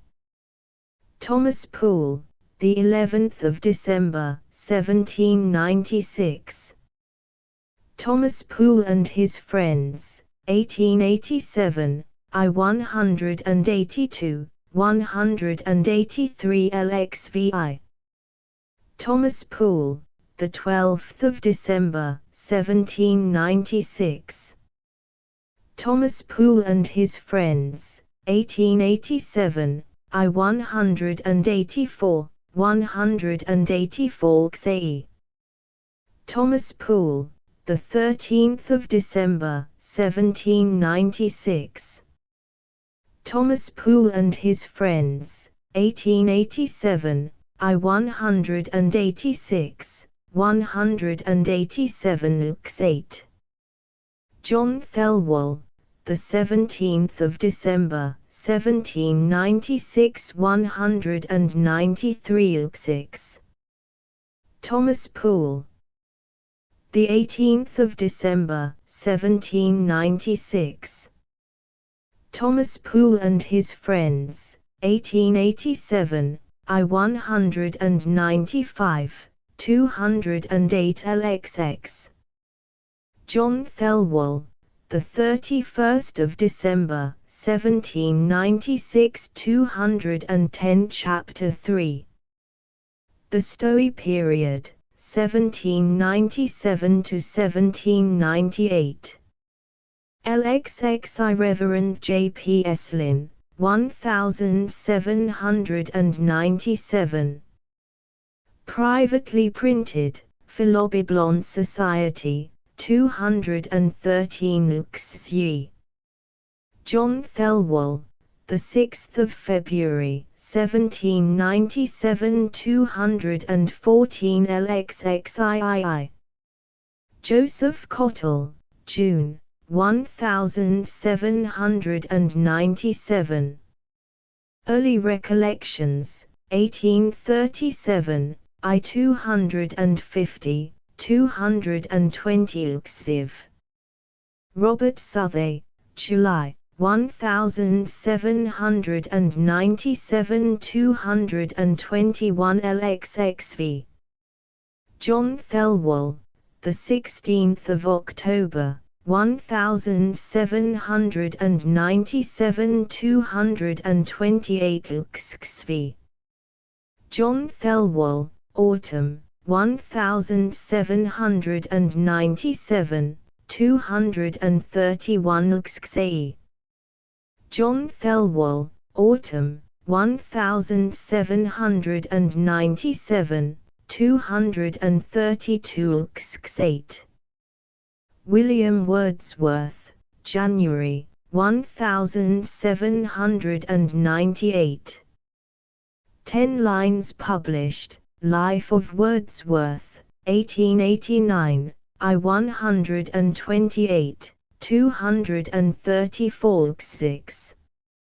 Joseph Cottle, the 8th of March, 1798. Part published incorrectly, Early Recollections, 1837, I 251, 238 LXXX. Reverend George Coleridge, April, 1798 239 LXXI. Reverend J. P. Eslin, May, 1798. Privately printed, Philobiblon Society, 245 LXXI. Reverend J. P. Eslin, the 14th of May, 1798. Privately printed, Philobiblon Society, 246 LXXXII. Thomas Poole, the 14th of May, 1798. 31 lines published, Thomas Poole and His Friends, 1887, I 268, 248 LXXIV. Thomas Poole, the 20th of May, 1798. 11 lines published, Thomas Poole and His Friends, 1887, I 269, 249 LXXXV. Charles Lamb, Spring of 1798, 249 Chapter 4. A Visit to Germany, 1798 to 1799. LXXV. Thomas Poole, the 15th of September, 1798. Thomas Poole and His Friends, 1887, I 273, 258 LXXAE. Mrs. S. T. Coleridge, the 19th of September, 1798 259 LXXVIII. Mrs. S. T. Coleridge, the 20th of October, 1798 262 LXXVI. Mrs. S. T. Coleridge, the 26th of November, 1798 265 XC. Mrs. S. T. Coleridge, the 2nd of December, 1798 266 XCI. Reverend Mr. Roskilly, the 3rd of December, 1798 267 XCII. Thomas Poole, the 4th of January, 1799 267 XIT. Mrs. S. T. Coleridge, the 14th of January, 1799 271 XIV. Mrs. S. T. Coleridge, the 12th of March, 1799. Illustrated London News, the 29th of April, 1893, 277 XCV. Thomas Poole, the 6th of April, 1799 282 XCVI. Mrs. S. T. Coleridge, the 8th of April, 1799.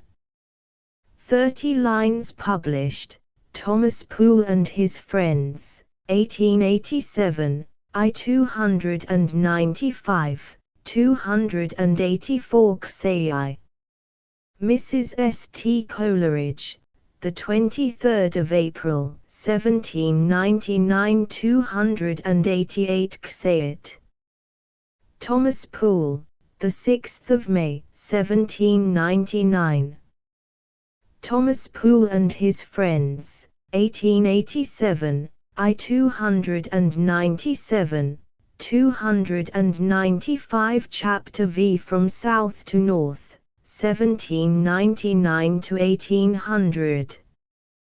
6 Robert Southey, the 29th of July, 1799 303 C. Thomas Poole, the 16th of September, 1799 305 C.I.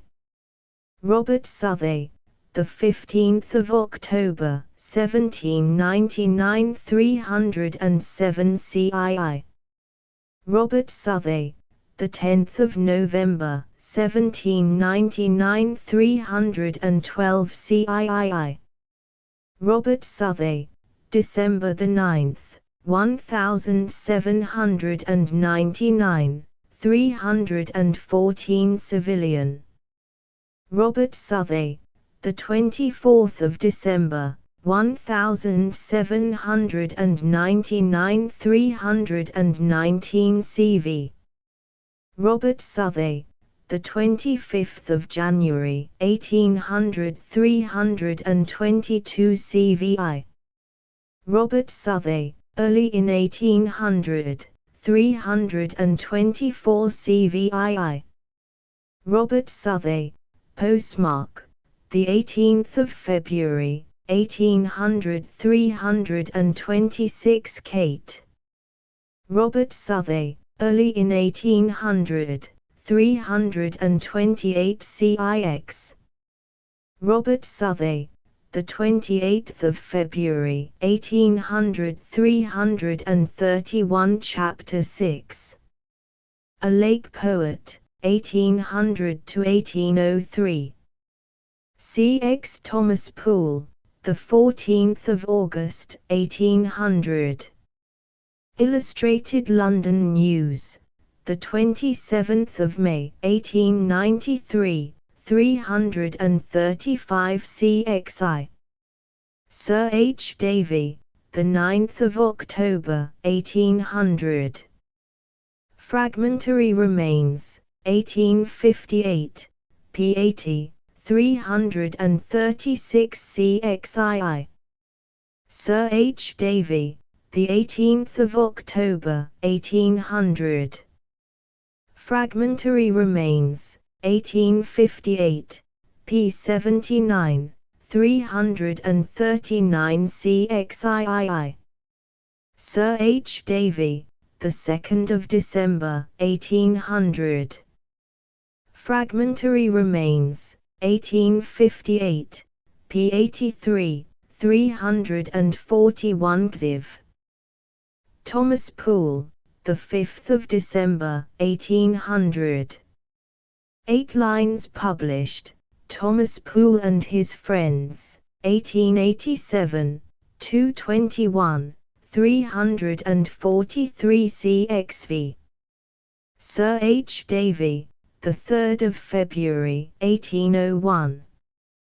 Fragmentary Remains, 1858, p. 86, 345 CXVI.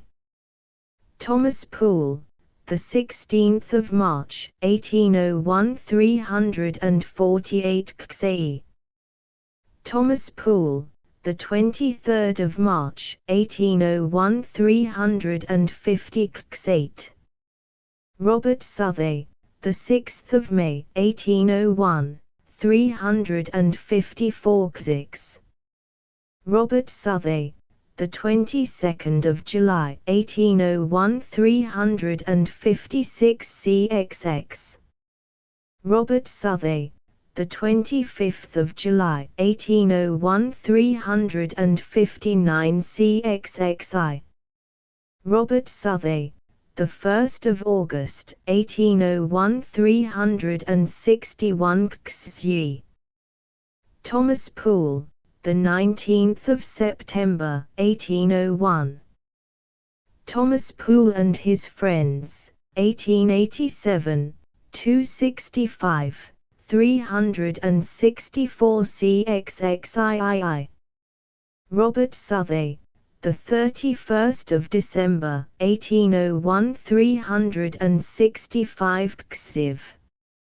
Mrs. S. T. Coleridge, the 24th of February, 1802, 367 CXXV. W. Sotheby, the 13th of July, 1802, 369 Xv. W. Sotheby, the 19th of July, 1802, 376 Xae. Robert Southey, the 29th of July, 1802, 384 Xate. Robert Southey, the 9th of August, 1802, 393 X6. W. Sotheby, the 26th of August, 1802, 396 CXXX. W. Sotheby, the 10th of September, 1802, 401 Xi. W. Sotheby, the 27th of September, 1802, 408 Xi. Mrs. S. T. Coleridge, the 16th of November, 1802, 410 Xit. Reverend J. P. Eslin, the 7th of December, 1802. Privately printed, Philobiblon Society, 414 Xiv. Robert Southey, the 25th of December, 1802, 415 CXXXV. Thomas Wedgwood, the 9th of January, 1803, 417 Xv. Mrs. S. T. Coleridge, the 4th of April, 1803, 420 Xae. Robert Southey, the 2nd of July, 1803, 422 Xate. Robert Southey, July, 1803, 425 X6. Robert Southey, the 7th of August, 1803, 427 CXL. Mrs. S. T. Coleridge, the 1st of September, 1803, 431 CXLI. Robert Southey, the 10th of September, 1803, 434 Xli. Robert Southey, the 13th of September, 1803, 437 CXLII. Matthew Coates, the 5th of December, 1803, 441. List of illustrations, page Samuel Taylor Coleridge, aged 47. From a pencil sketch by C. R. Leslie, R. now in the possession of the editor. Frontispiece Colonel James Coleridge, of Heather, T.S. Court, Ottery St. Mary. From a pastel drawing now in the possession of the Right Honourable Lord Coleridge, 60. The cottage at Clevedon, occupied by S. T. Coleridge, October-November, 1795. From a photograph 136. The cottage at Netherstowey, occupied by S. T. Coleridge, 1797 to 1800. From a photograph taken by the Honourable Stephen Coleridge, 214. Samuel Taylor Coleridge, aged 26. From a pastel sketch taken in Germany, now in the possession of Miss Ward of Marsh Mills, Overstowey, 262. Robert Southey, aged 41. From an etching on copper. Private Plate 304, Greta Hall, Keswick. From a photograph 336 Mrs. S.T. Coleridge, aged 39. From a miniature by Matilda Betham, now in the possession of the editor 368 Sarah Coleridge, aged 6. From a miniature by Matilda Betham, now in the possession of the editor 416. Letters of Samuel Taylor Coleridge, edited by Ernest Hartley Coleridge in 2 volumes, Vol. 2, contents of Volume 2, page Chapter 7. A Long Absence, 1804 to 1806. Cuxleve Richard Sharp, the 15th of January, 1804. Life of Wordsworth, 1889, 29. 447 CXLV. Thomas Poole, the 15th of January, 1804. 40 lines published. Thomas Poole and His Friends, 1887, 122, 452 CXLV. Thomas Poole, the 26th of January, 1804. 454 CXLV. The Wordsworth Family, the 8th of February, 1804. Life of Wordsworth, 1889, 212, 456 CXLV. Mrs. S.T. Coleridge, the 19th of February, 1804, 460 CXLV. Robert Southey, the 20th of February, 1804, 464 CL. Mrs. S.T. Coleridge, the 1st of April, 1804, 467 CLI. Robert Southey, the 16th of April, 1804, 469 CLI. Daniel Stewart, the 21st of April, 1804.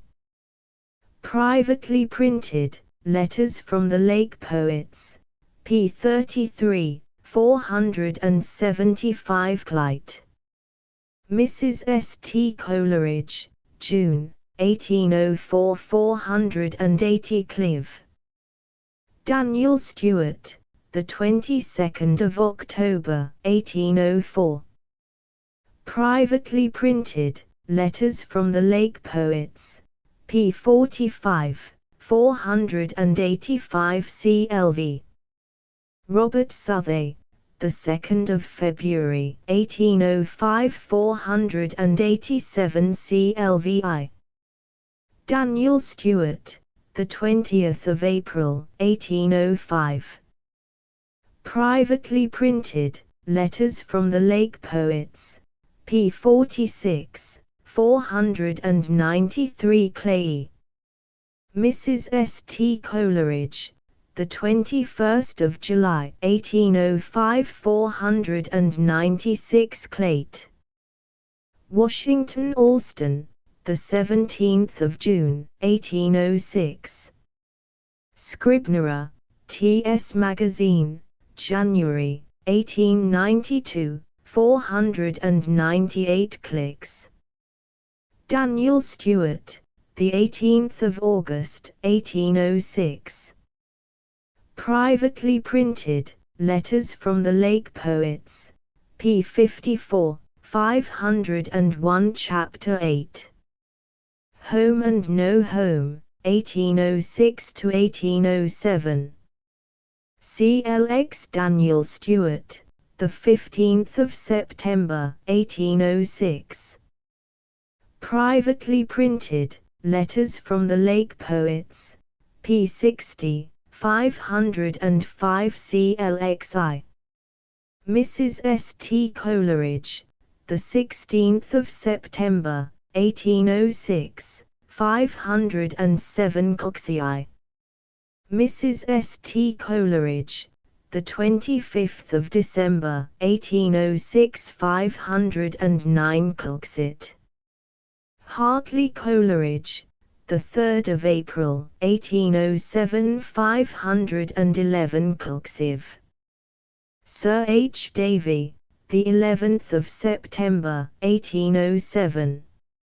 Fragmentary remains, 1858, p. 99, 514, Chapter 9. A public lecturer, 1807 to 1808. CLXV The Morgan Family, the 23rd of November, 1807, 519 Culxv. Robert Southey, the 14th of December, 1807, 520 Culxv.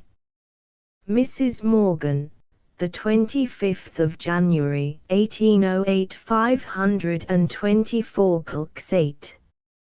Francis Jeffrey, the 23rd of May, 1808, 527 Culxv. Francis Jeffrey, the 20th of July, 1808, 528, Chapter X Grasmere and the Friend, 1808 to 1810. CLXX Daniel Stewart, the 9th of December, 1808. Privately printed, Letters from the Lake Poets, p. 93, 533 Culxv. Francis Jeffrey, the 14th of December, 1808. Illustrated London News, the 10th of June, 1893, 534 Culxv. Thomas Wilkinson, the 31st of December, 1808. Friend Sir T. Quarterly Magazine, June, 1893, 538 Culxv. Thomas Poole, the 3rd of February, 1809. 15 lines published, Thomas Poole and His Friends, 1887, 228, 541 Culxv. Daniel Stewart, the 31st of March, 1809. Privately printed, Letters from the Lake Poets, p. 136, 545 CLXXV. Daniel Stewart, the 13th of June, 1809. Privately printed, Letters from the Lake Poets, p. 165, 547 Culxv. Thomas Poole, the 9th of October, 1809. Thomas Poole and His Friends, 1887, 233, 550 Culxv.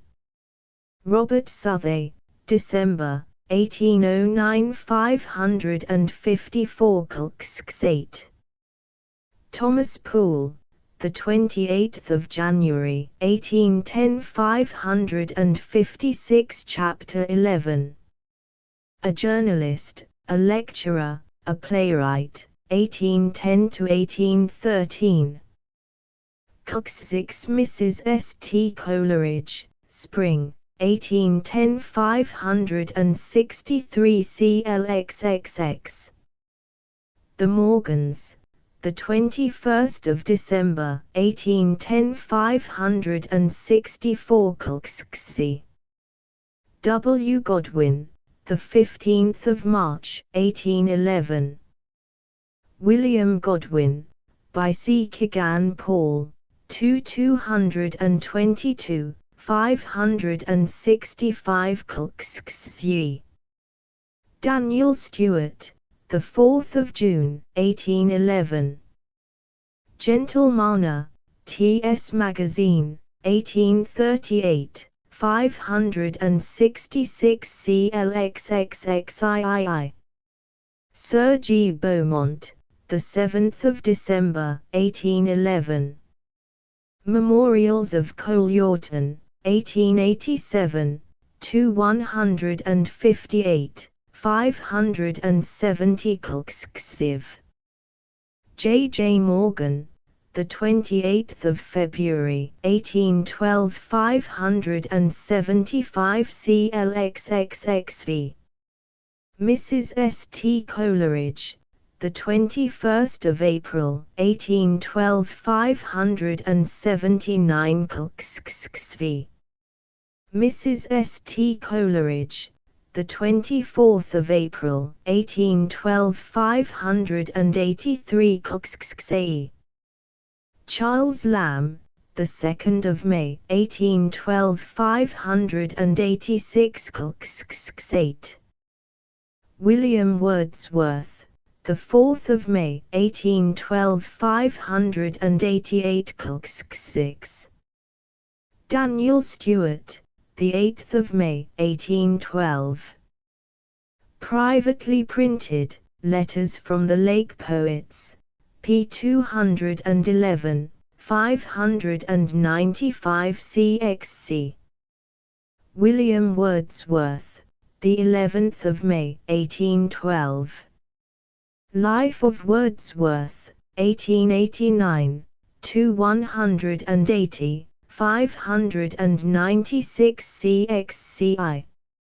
Robert Southey, the 12th of May, 1812, 597 xi. William Wordsworth, the 7th of December, 1812. Life of Wordsworth, 1889, to 181, 599 xit. Mrs. S. T. Coleridge, the 20th of January, 1813, 602 xiv. Robert Southey, the 8th of February, 1813. Illustrated London News, the 24th of June, 1894, 605 cxcv. Thomas Poole, the 13th of February, 1813. 6 lines published, Thomas Poole and His Friends, 1887, to 244, 609 Chapter 12. A Melancholy Exile, 1813 to 1815. XV. Daniel Stewart, the 25th of September, 1813. Privately printed, Letters from the Lake Poets, p. 219. 615 xai. Joseph Cottle, the 26th of April, 1814. Early Recollections, 1837, to 155, 616 xait. Joseph Cottle, the 27th of May, 1814. Early Recollections, 1837, to 165, 619 xix. Charles Matthews, the 30th of May, 1814. Memoir of C. Matthews, 1838, to 257, 621 cc. Josiah Wade, the 26th of June, 1814. Early Recollections, 1837, to 185, 623 cci. John Murray, the 23rd of August, 1814. Memoir of John Murray, 1890, I 297, 624 cci. Daniel Stewart, the 12th of September, 1814. Privately printed, Letters from the Lake Poets, p. 221, 627 xit. Daniel Stewart, the 30th of October, 1814. Privately printed, Letters from the Lake Poets, p. 248, 634 Xiv.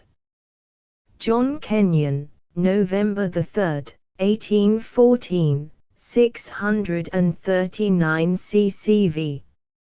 Lady Beaumont, the 3rd of April, 1815. Memorials of Coleridge, 1887, to 175, 641 ccvi. William Wordsworth, the 30th of May, 1815. Life of Wordsworth, 1889, to 255, 643 k. Reverend W. Money, 1815, 651, Chapter 13. New Life and New Friends, 1816 to 1821. Kate James Gilman, the 13th of April, 1816. Life of Coleridge, 1838, p. 273, 657 6. Daniel Stewart, the 8th of May, 1816. Privately printed, Letters from the Lake Poets, p. 255, 660 ccx. Daniel Stewart, the 13th of May, 1816. Privately printed, Letters from the Lake Poets, p. 262, 663 ccxi. John Murray, the 27th of February, 1817, 665 xi. Robert Southey, May, 1817, 670 xit. H. C. Robinson, June, 1817. Diary of H. C. Robinson, 1869, 257, 671 xiv. Thomas Poole, the 22nd of July, 1817. Thomas Poole and His Friends, 1887, to 255, 673 ccxv. Reverend H. F. Carey, the 29th of October, 1817, 676 xv. Reverend H. F. Carey, the 6th of November, 1817, 677 xi. Joseph Henry Green, the 14th of November, 1817, 679 xi. Joseph Henry Green, the 13th of December, 1817, 680 xix. Charles Augustus Tulk, 1818, 684 ccxx. Joseph Henry Green, the 2nd of May, 1818, 688 xc. Mrs. Gilman, the 19th of July, 1818, 690 xci. W. Collins, Ara, December, 1818.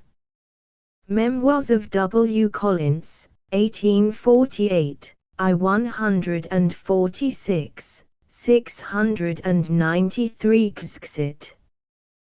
Thomas Alsop, the 2nd of December, 1818. Letters, Conversations, and Recollections of S. T. Coleridge, 1836, I 5, 695 xxiv. Joseph Henry Green, the 16th of January, 1819, 699 ccxxv. James Gilman, the 20th of August, 1819 700 KSV. Mrs. Adders, the 28th of October, 1819 701 KSE. Joseph Henry Green, the 14th of January, 1820, 704 KSE. Joseph Henry Green, the 25th of May, 1820 706 KSE. Charles Augustus Tulk, the 12th of February, 1821 712 Chapter 14. The Philosopher and Divine, 1822 to 1832. CCXXX John Murray, the 18th of January, 1822 717 KSE. James Gilman, the 28th of October, 1822. Life of Coleridge, 1838, p. 344, 721 KSE. Miss Brent, the 7th of July, 1823 722 KSE. Reverend Edward Coleridge, the 23rd of July, 1823 724 KSE.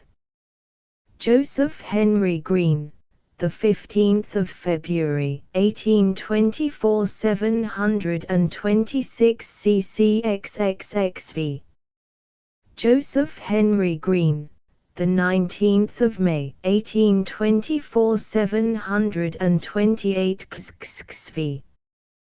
James Gilman, the 2nd of November, 1824 729 KSE. Reverend H. F. Carey, the 14th of December, 1824 731 KSE. William Wordsworth, 1825. 15 lines published, Life of Wordsworth, 1889, 305, 733 KSE. John Taylor Coleridge, the 8th of April, 1825 734 CCXL. Reverend Edward Coleridge, the 19th of May, 1825 738 KSE. Daniel Stewart, the 9th of July, 1825. Privately printed, Letters from the Lake Poets, p. 286, 740 KSE. James Gilman, the 10th of October, 1825 742 CCXLII. Reverend Edward Coleridge, the 9th of December, 1825 744 KSE. Mrs. Gilman, the 3rd of May, 1827 745 CCXLV.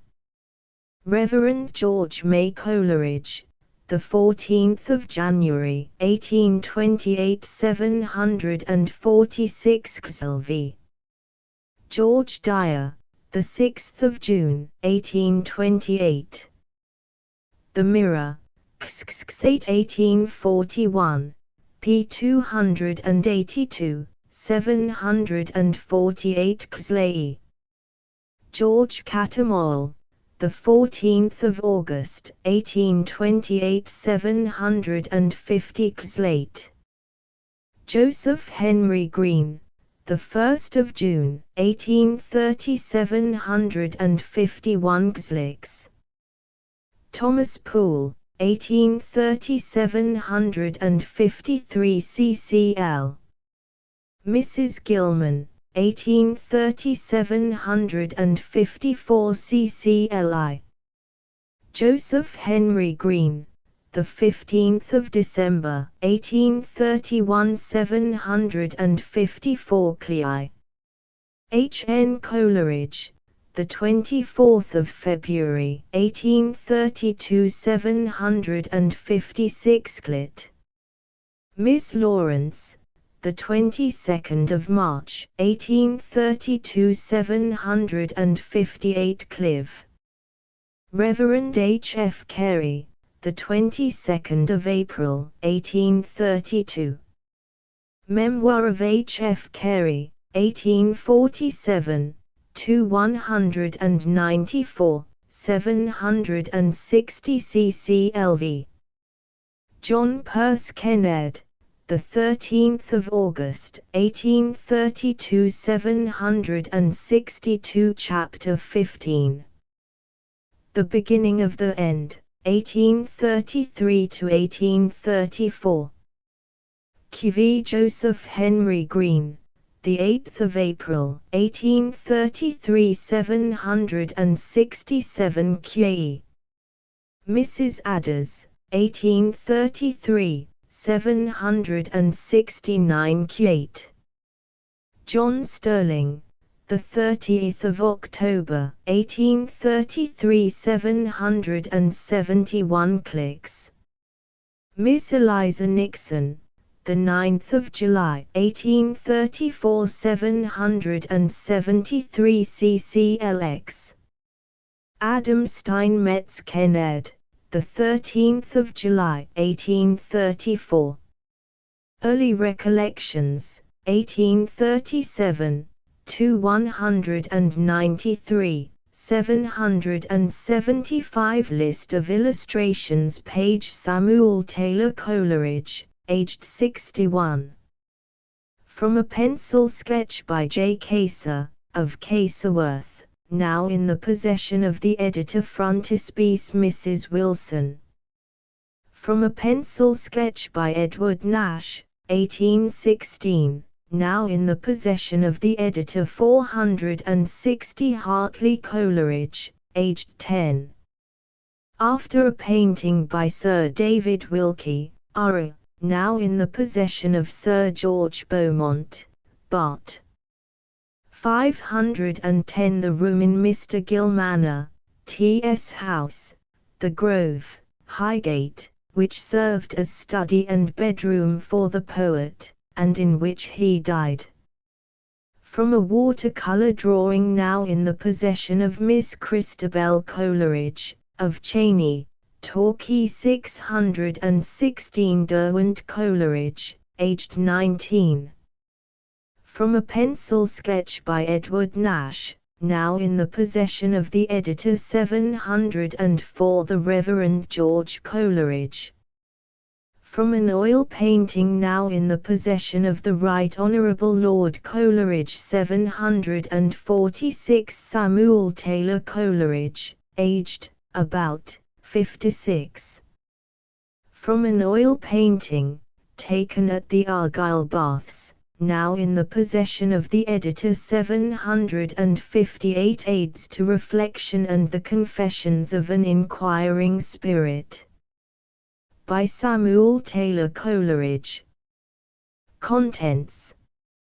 Page. Aids to Reflection, author's original title page, 1825. 9. Mr. H. N. Coleridge's advertisement to the 4th edition. 11. Author's address to the reader. 13. Author's preface and advertisement. 15. Dr. Marsh's preliminary essay. 23. Introductory aphorisms. 1. On sensibility. 22. Prudential aphorisms. 27. Moral and religious aphorisms. 35. Elements of religious philosophy. 88 aphorisms on spiritual religion. 96 aphorisms on that which is indeed spiritual religion. 102 on the difference in kind of reason and the understanding, after aphorism 8.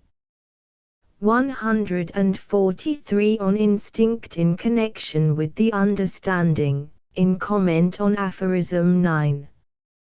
162 on original sin, aphorism X.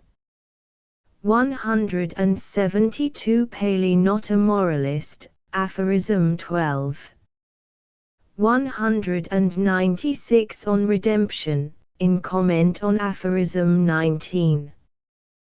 223 on baptism, 242 conclusion, 258 appendix O, summary of the argument on reason and the understanding, 277 appendix B, on instinct, by Professor J. H. Green, 278 confessions of an inquiring spirit. Letters on the Inspiration of the Scriptures, 285 The Pentad of Operative Christianity, 288 Questions as to the Divine Origin of the Bible, 289 Letter I, 291 Letter II, 296 Letter 3, 301 Letter 4, 308 Letter V, 321 Letter 6, 322 Letter 7, 333 Essay on Faith, 341 Notes on the Book of Common Prayer, 350 A Nightly Prayer, 360 Index, 363 Coleridge's Literary Remains, collected and edited by Henry Nelson Coleridge, Volume 1, of 4. Contents. Preface. The Fall of Robespierre. Poems. Julia was blessed with beauty, wit and grace. I yet remain. To the Reverend W. J. Hort. To Charles Lamb. To the Nightingale. To Sarah. To Joseph Cottle. Casimir Darwiniana. The Early Years. Fast Flying Vapors. Stray Count Rumford's Essays. Epigrams on a Late Marriage between an Old Maid and a French Petit Maitre. On an Amorous Doctor. There Comes from Old Averroes. Grave. Last Monday all the papers said to a primrose. The first scene in the season, on the christening of a friend's child. Epigram. Horse Mavius reads his hobbling verse inscription by the Reverend W. L. Bowles, in Netherstowey Church translation. Introduction to the Tale of the Dark Lady. Epilogue to the Rash Conjurer. Psyche Complaint. Reproof. An Ode to the Rain. Translation of a passage in Ottfried's metrical paraphrase of the Gospels. Israel's Lament on the Death of the Princess Charlotte of Wales. Sentimental. The Alternative. The Exchange. What is Life? Inscription for a Timepiece. A Course of Lectures. Prospectus. Lecture I. General Character of the Gothic Mind in the Middle Ages. Lecture 2. General Character of the Gothic Literature and Art. Lecture 3. The Troubadours. Boccaccio. Petrarch. Pulci. Chaucer. Spenser. Lectures 4-6. Shakespeare, not included in the original text. Lecture 7. Ben Jonson, Beaumont and Fletcher, and Massinger. Lecture 8. Don Quixote.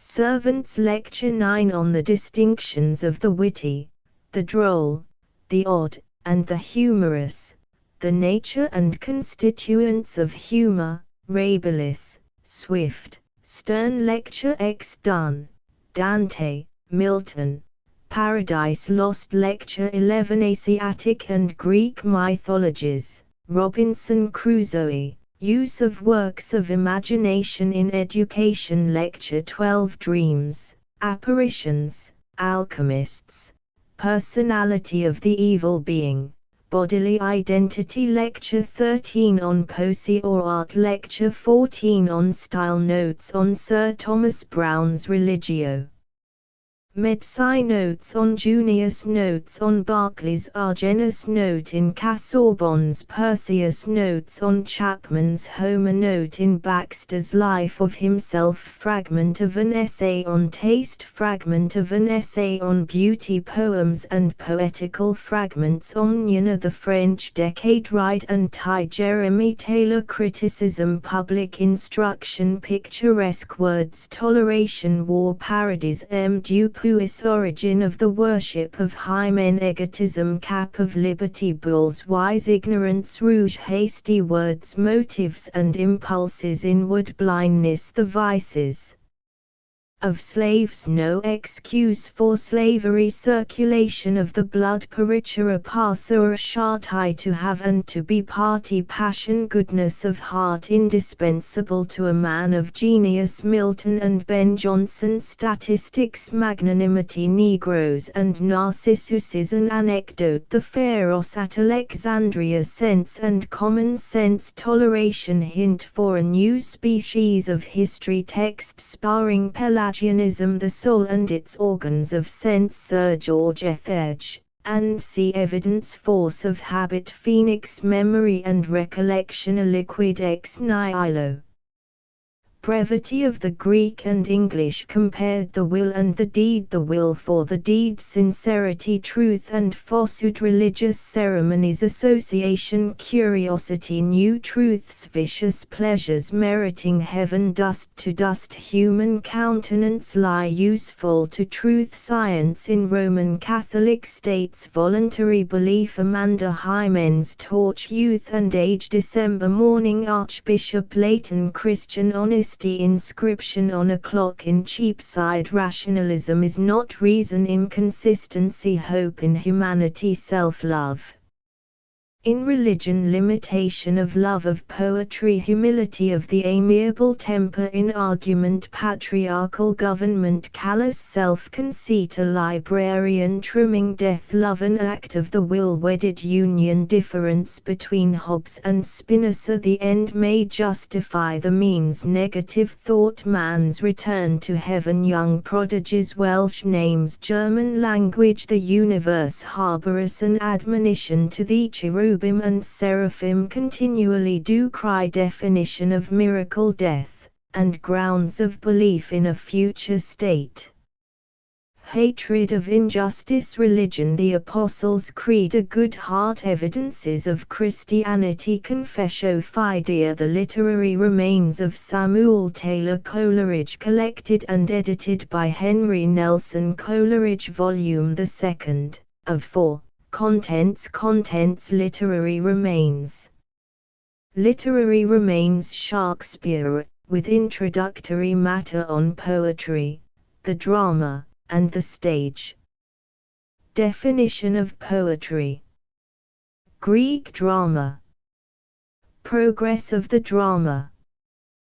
The drama generally, and public taste. Shakespeare, a poet generally. Shakespeare's judgment equal to his genius. Recapitulation, and summary of the characteristics of Shakespeare's dramas. 1. Order of Shakespeare's plays. Classification attempted, 1802. Classification attempted, 1810. Classification attempted, 1819. Notes on the Tempest. Love's Labour's Lost. Midsummer Night's Dream. Comedy of Errors. As You Like It. Twelfth Night. All's Well That Ends Well. Merry Wives of Windsor. Measure for Measure. Cumberland. Titus Andronicus. Troilus and Cressida. Coriolanus. Julius Caesar. Antony and Cleopatra. Timon of Athens, Romeo and Juliet. Shakespeare's English historical plays. King John. Richard II. Henry IV. Part I Henry IV. Part 2. Henry V Henry VI. Part I Richard III. Lear. Hamlet. Notes on Macbeth. Notes on The Winter's Tale. Notes on Othello. Notes on Ben Jonson. Wally's Preface. Wally's Life of Johnson. Every Man Out of His Humour. Poetaster. Fall of Sejanus. Volpone. Epicene. The Alchemist. Catiline's Conspiracy. Bartholomew Fair. The Devil is an Ass. The Staple of News. The New Inn. Notes on Beaumont and Fletcher. Harris's commendatory poem on Fletcher. Life of Fletcher in Stockdale's edition. 1811 Maid's Tragedy. A King and No King. The Scornful Lady. The Custom of the Country. The Elder Brother, the Spanish Curate. Wit Without Money. The Humorous Lieutenant. The Mad Lover. The Loyal Subject. Rule a Wife and Have a Wife. The Laws of Candy. The Little French Lawyer. Valentinian. The Wild Goose Chase. A Wife for a Month. The Pilgrim. The Noble Gentleman. The Coronation. Wit at Several Weapons. The Fair Maid of the Inn. The Two Noble Kinsmen.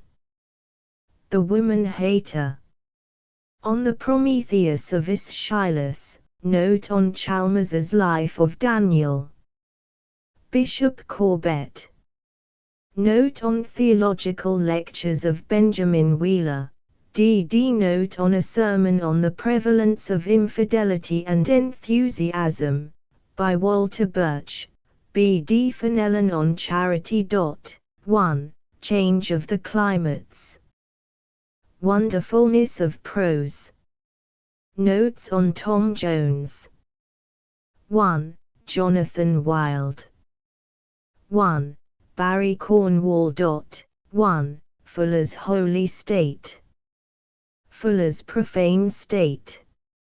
Fuller's Appeal of Injured Innocence. Fuller's Church History. Asgill's Argument. Introduction to Asgill's defense upon his expulsion from the House of Commons. Notes on Sir Thomas Browne's Religio Medici, made during a second perusal. 1808. 1. Notes on Sir Thomas Browne's Garden of Cyrus. Notes on Sir Thomas Browne's Vulgar Errors. Coleridge's Literary Remains Volume 3, of 4, collected and edited by Henry Nelson Coleridge. Table of Contents. Preface. Formula Fidea de SS. Trinitate Nightly Prayer. Notes on the Book of Common Prayer. Notes on Hooker. Notes on Field. Notes on Donne. Notes on Henry Moore. Notes on Heinrichs. Notes on Hackett. Notes on Jeremy Taylor. Notes on the Pilgrim's Progress. Notes on John Smith. Letter to a Godchild. Extended Contents, or Index. Preface. Formula Fidea de SS. Trinitate Nightly Prayer. Notes on the Book of Common Prayer. Prayer, the Sacrament of the Eucharist, companion to the Altar. Communion Service. Marriage Service. Communion of the Sick. 11 Sunday after Trinity. XXV Sunday after Trinity. Psalm 8. Psalm lux 8. Psalm lux ye. Psalm lux ziv. Psalm lux ye vv. 6-7 Psalm lux Psalm lux 8 Psalm Civilian. Psalm CV. Psalm CX. Psalm 8 Psalm V. Articles of Religion. XX Articles of Religion.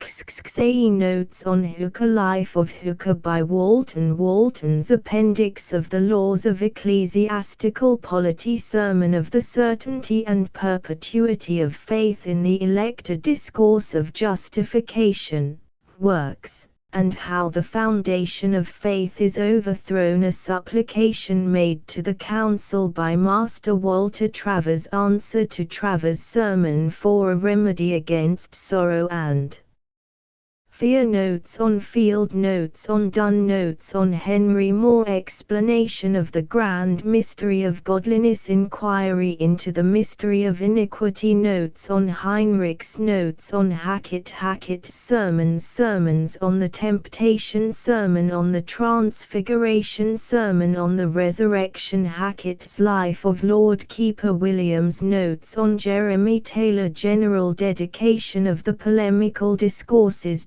Dedication of the Sacred Order and Offices of Episcopacy Apology for Authorized and Set Forms of Liturgy Discoursive.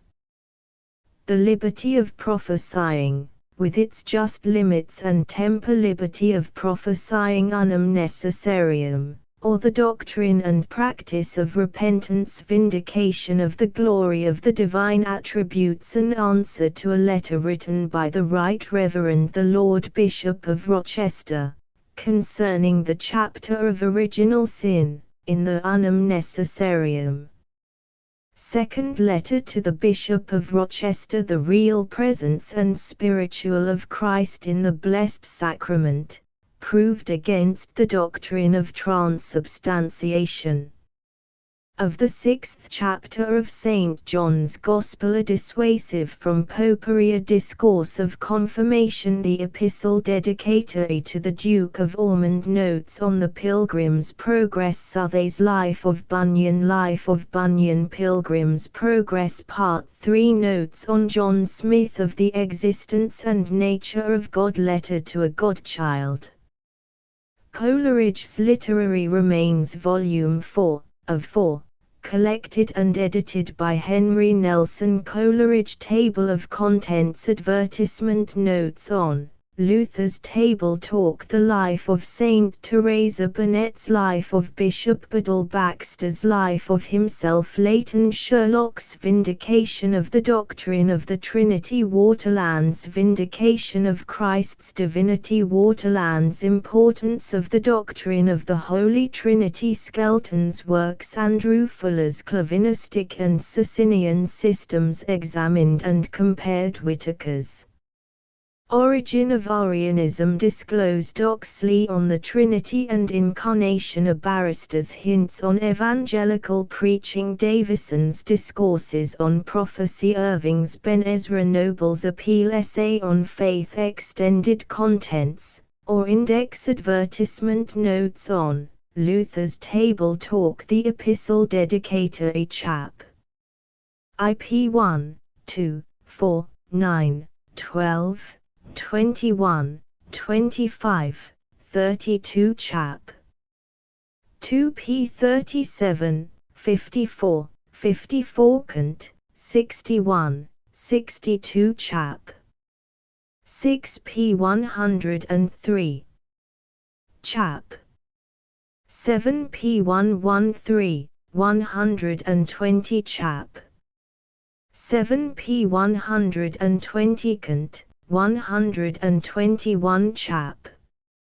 7p 121 cant, 122 chap.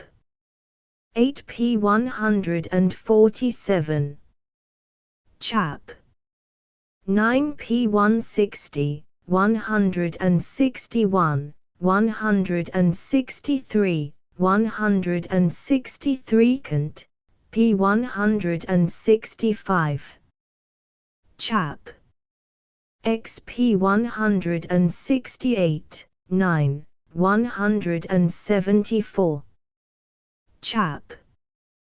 12p 187, 189, 190, 190 cant, 197, 197 cant, 200, 203, 205, 205 cant, 205 cant. Again, 206, 207 chap. 13p 208, 210 to 11, 211, 213, 214, 219 to 20, 226, 227 chap. 14p 230, 231 to 2 chap. 15p 233 to 4 chap. 16p 247, 247 cant, 248 chap. 17p 249, 249 cant, 250 chap. XXIP 276 chap. XXIIP 290, 291, 291 cant, 297 chap. XXAEP 335, 337 chap. XXATP 347 chap. XXP 349, 351, 351 cant, 352 chap. XXUP 362, 364, 365, 365 cant chap. XXXIIP 367 chap. XXIVP 369, 370, 371 chap. XXXVP 388, 389, 389 cant chap. XXVP 389, 390 chap. XXAEP 398, 398 cant, 399, 403, 404 chap. XLIV P 431, 432 chap. XLATE P 442, 442 cant chap. XLIX P 443 chap. LP 446, 447, 450 chap. LIXP 481 chap. LXP 483 chap. LXXP 503 The Life of Saint Teresa Prief. Part IP 51 Letter of Father Avila to Mother Teresa de Jesus. Life, Part I chap. 4p 15 Life, Part I chap. VP 24, 43 Life, Part I chap.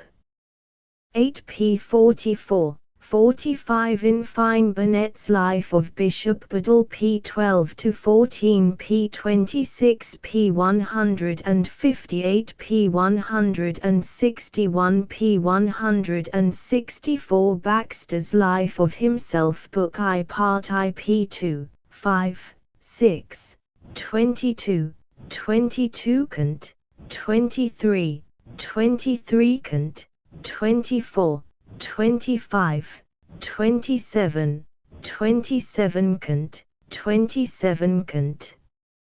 Again, 34, 40, 41, 47, 59, 62, 66, 71, 75, 76, 77, 77 cant, 77 cant. Again, 79, 80, 82, 84, 87, 128, 129, 131, 135, 136. Book I Part 2.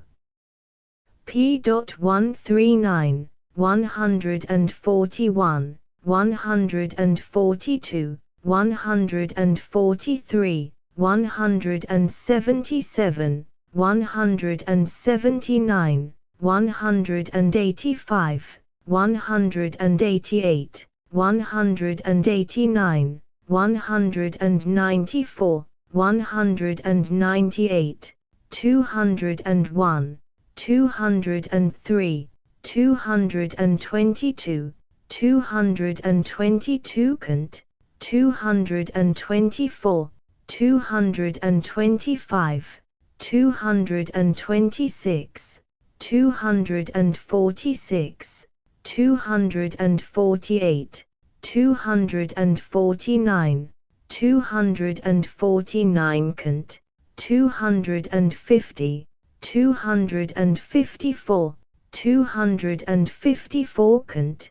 257, 269, 272, 273, 308, 337,341, 343, 368, 368. Cant.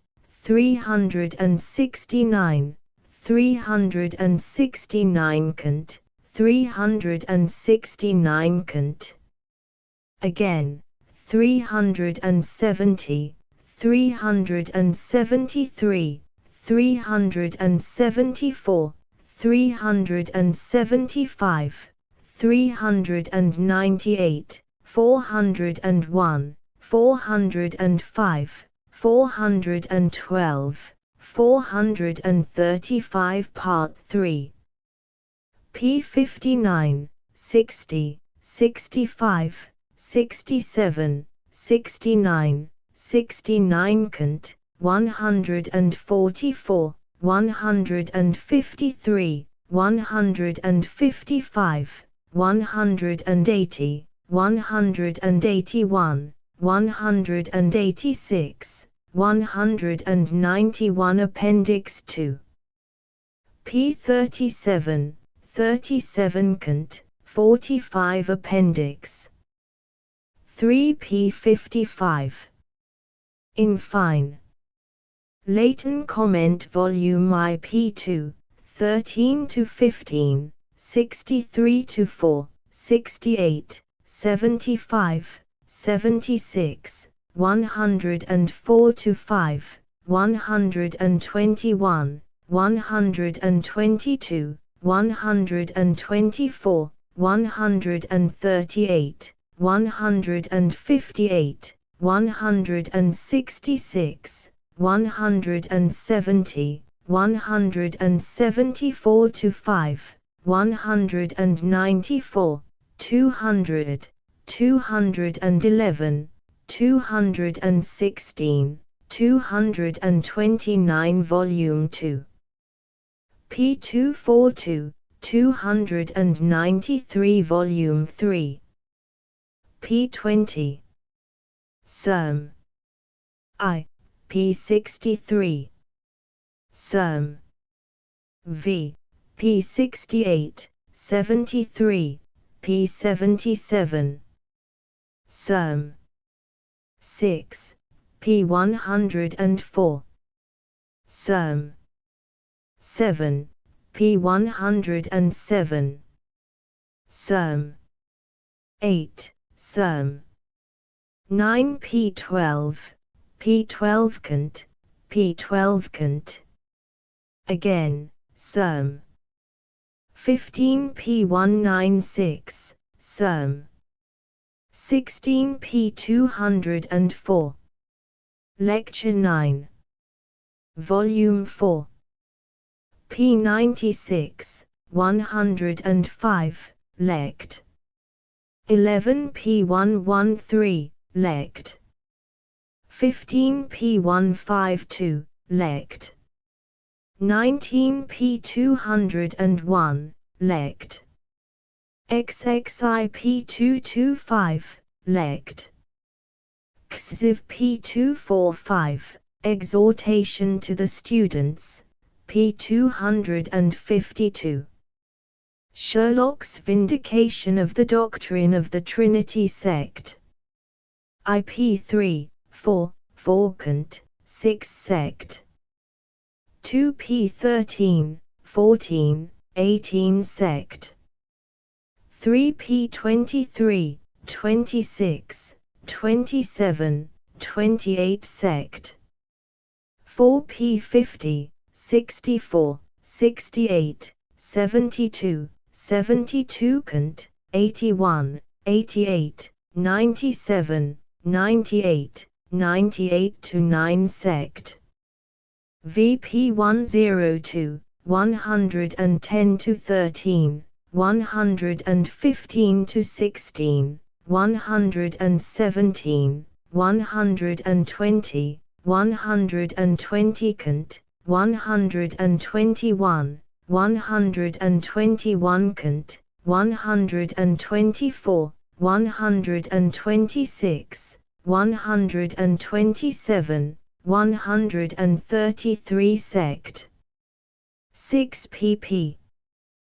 147-8, 149, 150, 153, 154, 156, 159, 160, 161 to 3, 164, 168, 171, 177, 177 cant, 177 cant.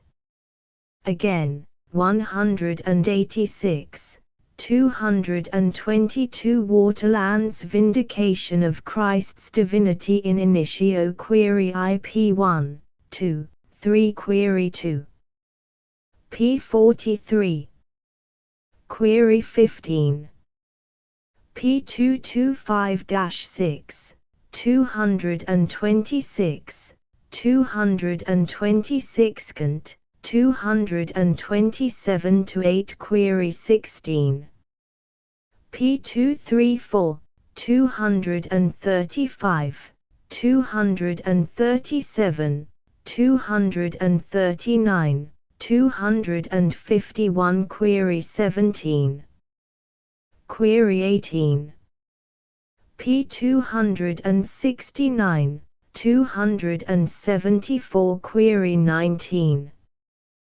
P279. Query XX. P302. Query XXI. P303, 316 to 7 query 23. P351, 354, 357, 359 query XIV. P371. Query XXVI. P412, 412 cant, 414, 415, 421 query XXAE.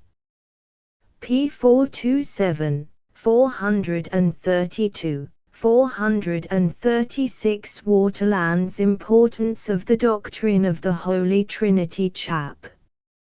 IP 18. Chap. 4P111, 114, 114 cant, 123, 126, 127, 128, 129, 130 chap. VP 140, 187 chap. 6p 230, 233, 236, 238, 250, 257, 257 cant, 259, 266, 268, 272, 286, 288, 292, 338, 340 chap. 7p389, 41-2 etc. Skelton's works Birdie's Life of Skelton, p22, 67, 106 volume IP 177-180, 182, 185, 186, 214. End of discourse 2, 234, 251, 265, 267, 268, 276, 276 cant, 279, 280, 281, 287, 318, 327, Disc 8, 374-8, Disc 14 pp. 500-502 Volume 3, 393, 394, 446, 478 Volume 4, p28. Deism Revealed, 35, 37, 243, 249, 268, 281 Andrew Fuller's Clavinistic and Socinian Systems Examined and Compared Letter 3. p38. Letter VP 72, 77 Letter 6. p90, 95 Whitaker's Origin of Arianism Disclosed chap. I4. p30. Chap. 21. p34, 35, 36, 2. p48, 9. p107. Chap.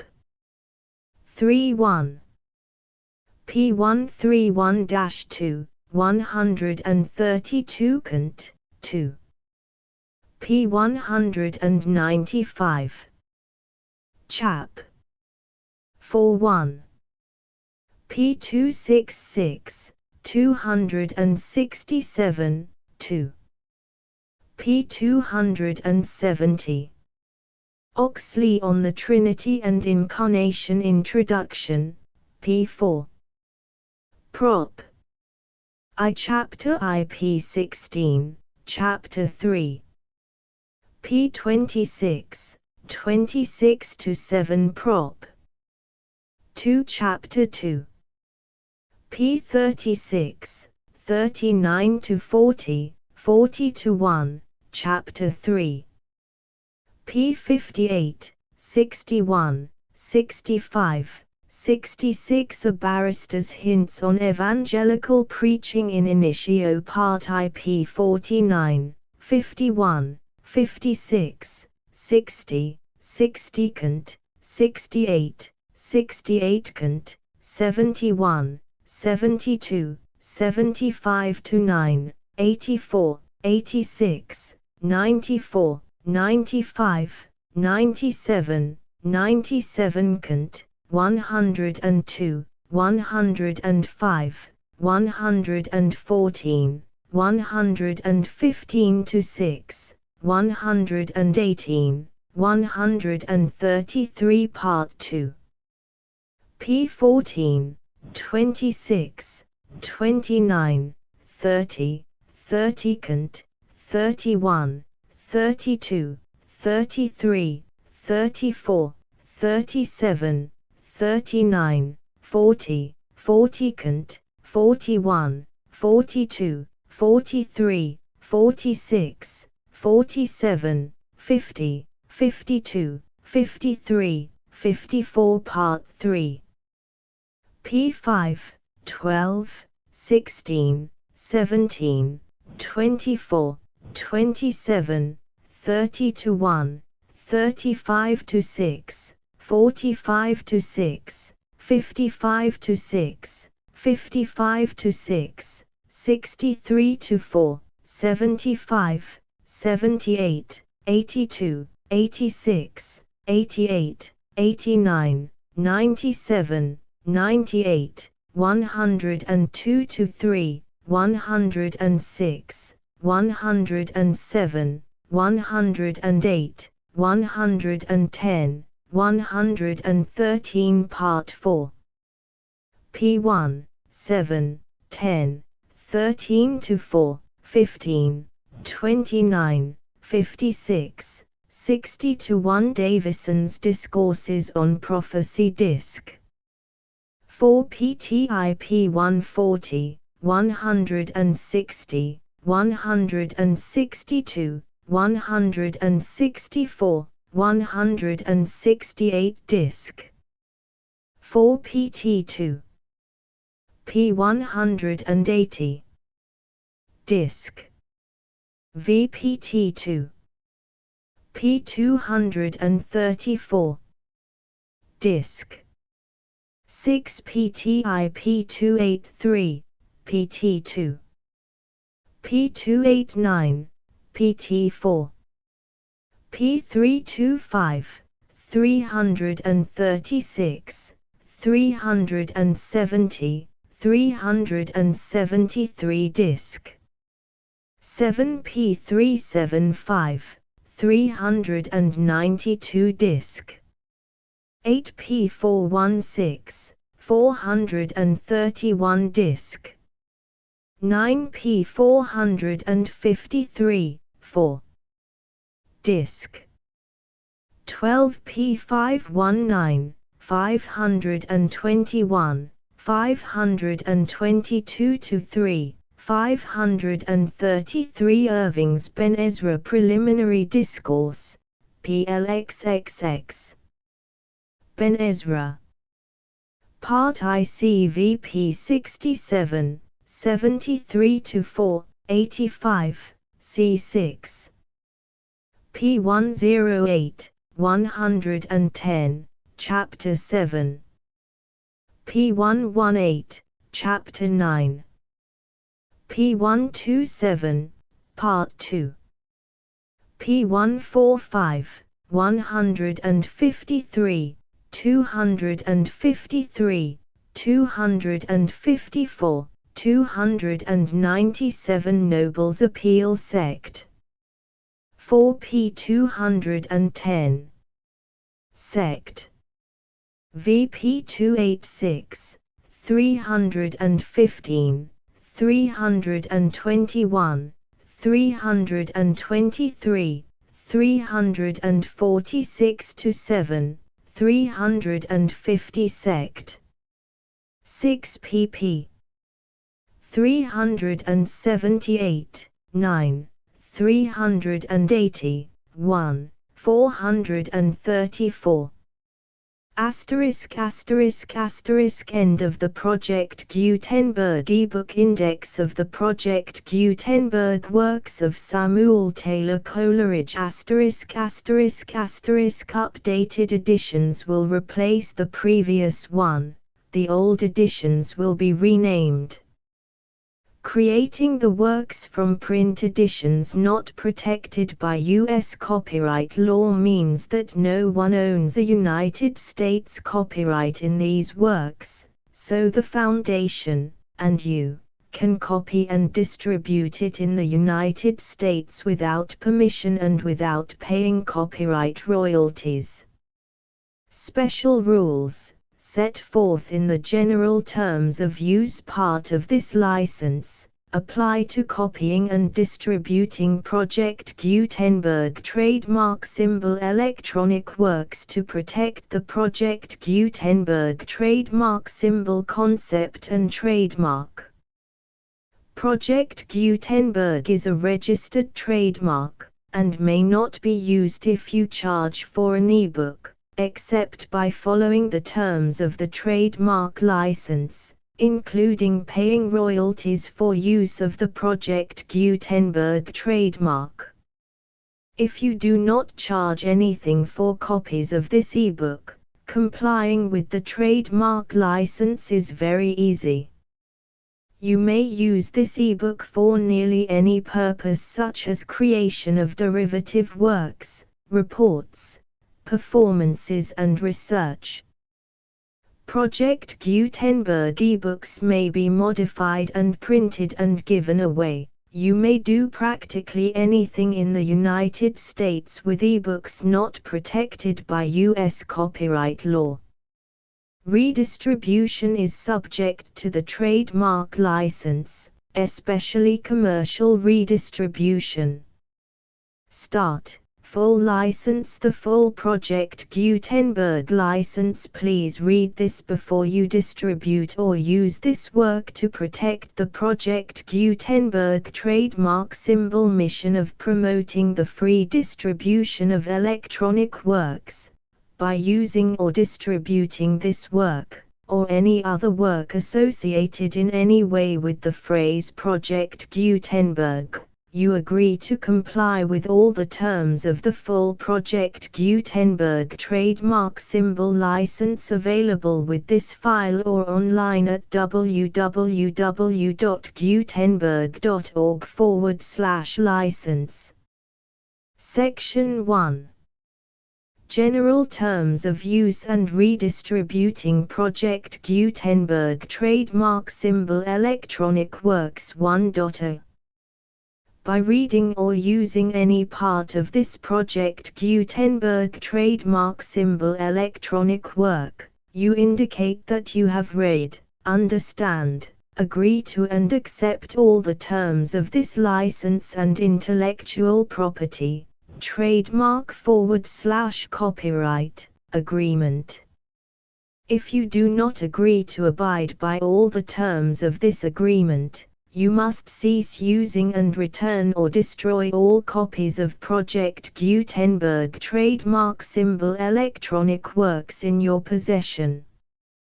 If you paid a fee for obtaining a copy of or access to a Project Gutenberg trademark symbol electronic work and you do not agree to be bound by the terms of this agreement, you may obtain a refund from the person or entity to whom you paid the fee as set forth in paragraph 1.e.8.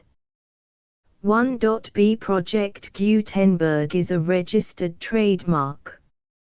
It may only be used on or associated in any way with an electronic work by people who agree to be bound by the terms of this agreement. There are a few things that you can do with most Project Gutenberg trademark symbol electronic works even without complying with the full terms of this agreement. See paragraph 1.c below. There are a lot of things you can do with Project Gutenberg trademark symbol electronic works if you follow the terms of this agreement and help preserve free future access to Project Gutenberg trademark symbol electronic works. See paragraph 1.e below. 1.c. The Project Gutenberg Literary Archive Foundation, the Foundation or PGLAF, owns a compilation copyright in the collection of Project Gutenberg trademark symbol electronic works. Nearly all the individual works in the collection are in the public domain in the United States.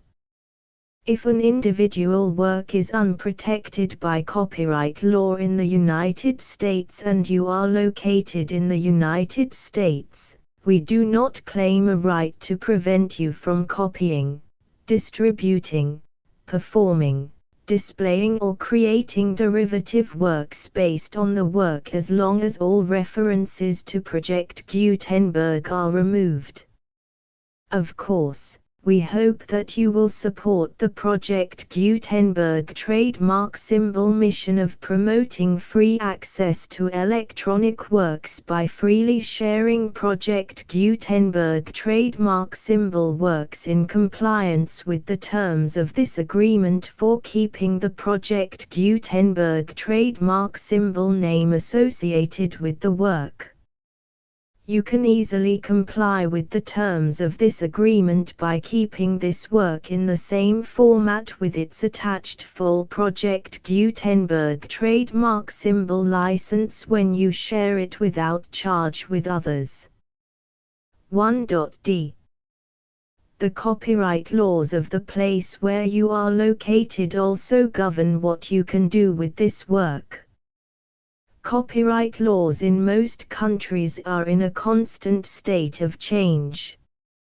If you are outside the United States, check the laws of your country in addition to the terms of this agreement before downloading, copying, displaying, performing, distributing or creating derivative works based on this work or any other Project Gutenberg trademark symbol work. The Foundation makes no representations concerning the copyright status of any work in any country other than the United States. 1.e Unless you have removed all references to Project Gutenberg. 1.e.1. The following sentence, with active links to, or other immediate access to, the full Project Gutenberg trademark symbol license must appear prominently whenever any copy of a Project Gutenberg trademark symbol work, any work on which the phrase Project Gutenberg appears, or with which the phrase Project Gutenberg is associated, is accessed, displayed, performed, viewed, copied or distributed. This ebook is for the use of anyone anywhere in the United States and most other parts of the world at no cost and with almost no restrictions whatsoever. You may copy it, give it away or reuse it under the terms of the Project Gutenberg license included with this ebook or online at www.gutenberg.org. If you are not located in the United States, you will have to check the laws of the country where you are located before using this ebook. 1.e.2. If an individual Project Gutenberg trademark symbol electronic work is derived from texts not protected by U.S. copyright law, does not contain a notice indicating that it is posted with permission of the copyright holder, the work can be copied and distributed to anyone in the United States without paying any fees or charges. If you are redistributing or providing access to a work with the phrase Project Gutenberg associated with or appearing on the work, you must comply either with the requirements of paragraphs 1.e.1 through 1.e.7 or obtain permission for the use of the work and the Project Gutenberg trademark symbol trademark as set forth in paragraphs 1.e.8 or 1.e.9. 1.e.3. If an individual Project Gutenberg trademark symbol electronic work is posted with the permission of the copyright holder, your use and distribution must comply with both paragraphs 1.e.1 through 1.e.7 and any additional terms imposed by the copyright holder. Additional terms will be linked to the Project Gutenberg trademark symbol license for all works posted with the permission of the copyright holder found at the beginning of this work. 1.e.4. Do not unlink or detach or remove the full Project Gutenberg trademark symbol license terms from this work, or any files containing a part of this work or any other work associated with Project Gutenberg trademark symbol. 1.e.5. Do not copy, display, perform, distribute or redistribute this electronic work, or any part of this electronic work, without prominently displaying the sentence set forth in paragraph 1.e.1 with active links or immediate access to the full terms of the Project Gutenberg trademark symbol license. 1.e.6. You may convert to and distribute this work in any binary, compressed, marked up, non-proprietary or proprietary form, including any word processing or hypertext form. However, if you provide access to or distribute copies of a Project Gutenberg trademark symbol work in a format other than plain vanilla ASCII or other format used in the official version posted on the official Project Gutenberg trademark symbol website, www.gutenberg.org, you must, at no additional cost, fee or expense to the user, provide a copy, a means of exporting a copy, or a means of obtaining a copy upon request, of the work in its original plain vanilla ASCII or other form. Any alternate format must include the full Project Gutenberg trademark symbol license as specified in paragraph 1.e.1. 1.e.7. Do not charge a fee for access to, viewing, displaying, performing, copying or distributing any Project Gutenberg trademark symbol works unless you comply with paragraph 1.e.8 or 1.e.9. 1.e.8. You may charge a reasonable fee for copies of or providing access to or distributing Project Gutenberg trademark symbol electronic works provided that you pay a royalty fee of 20% of the gross profits you derive from the use of Project Gutenberg trademark symbol works calculated using the method you already use to calculate your applicable taxes. The fee is owed to the owner of the Project Gutenberg trademark symbol trademark, but he has agreed to donate royalties under this paragraph to the Project Gutenberg Literary Archive Foundation. Royalty payments must be paid within 60 days following each date on which you prepare, or are legally required to prepare, your periodic tax returns. Royalty payments should be clearly marked as such and sent to the Project Gutenberg Literary Archive Foundation at the address specified in Section 4, Information about donations to the Project Gutenberg Literary Archive Foundation. You provide a full refund of any money paid by a user who notifies you in writing, or by email, within 30 days of receipt that he does not agree to the terms of the full Project Gutenberg trademark symbol license. You must require such a user to return or destroy all copies of the works possessed in a physical medium and discontinue all use of and all access to other copies of Project Gutenberg trademark symbol works. You provide, in accordance with paragraph 1.f.3, a full refund of any money paid for a work or a replacement copy, if a defect in the electronic work is discovered and reported to you within 90 days of receipt of the work. You comply with all other terms of this agreement for free distribution of Project Gutenberg trademark symbol works. 1.e.9.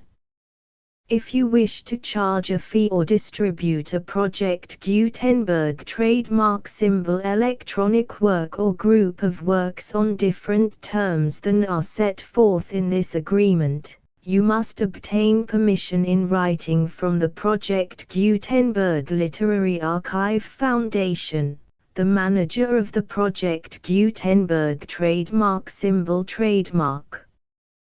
Contact the Foundation as set forth in Section 3 below.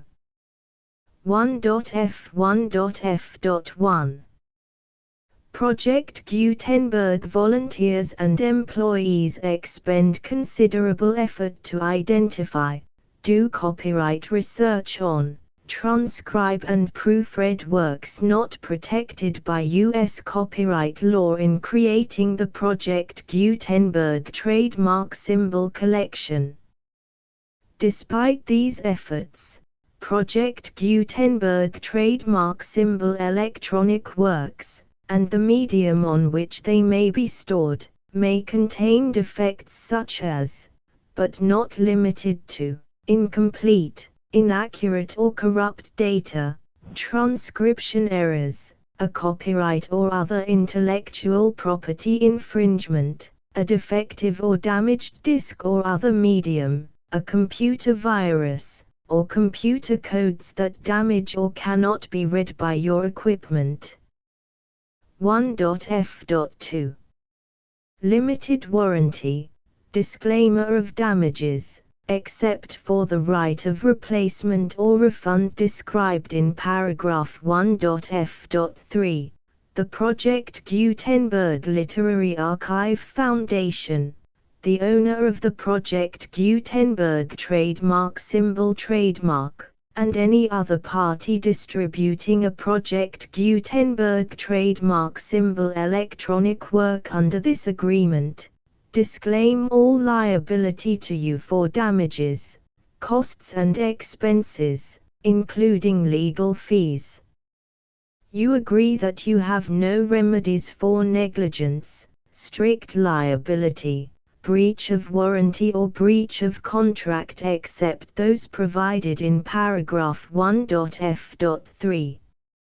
You agree that the Foundation, the trademark owner, and any distributor under this agreement will not be liable to you for actual, direct, indirect, consequential, punitive or incidental damages even if you give notice of the possibility of such damage.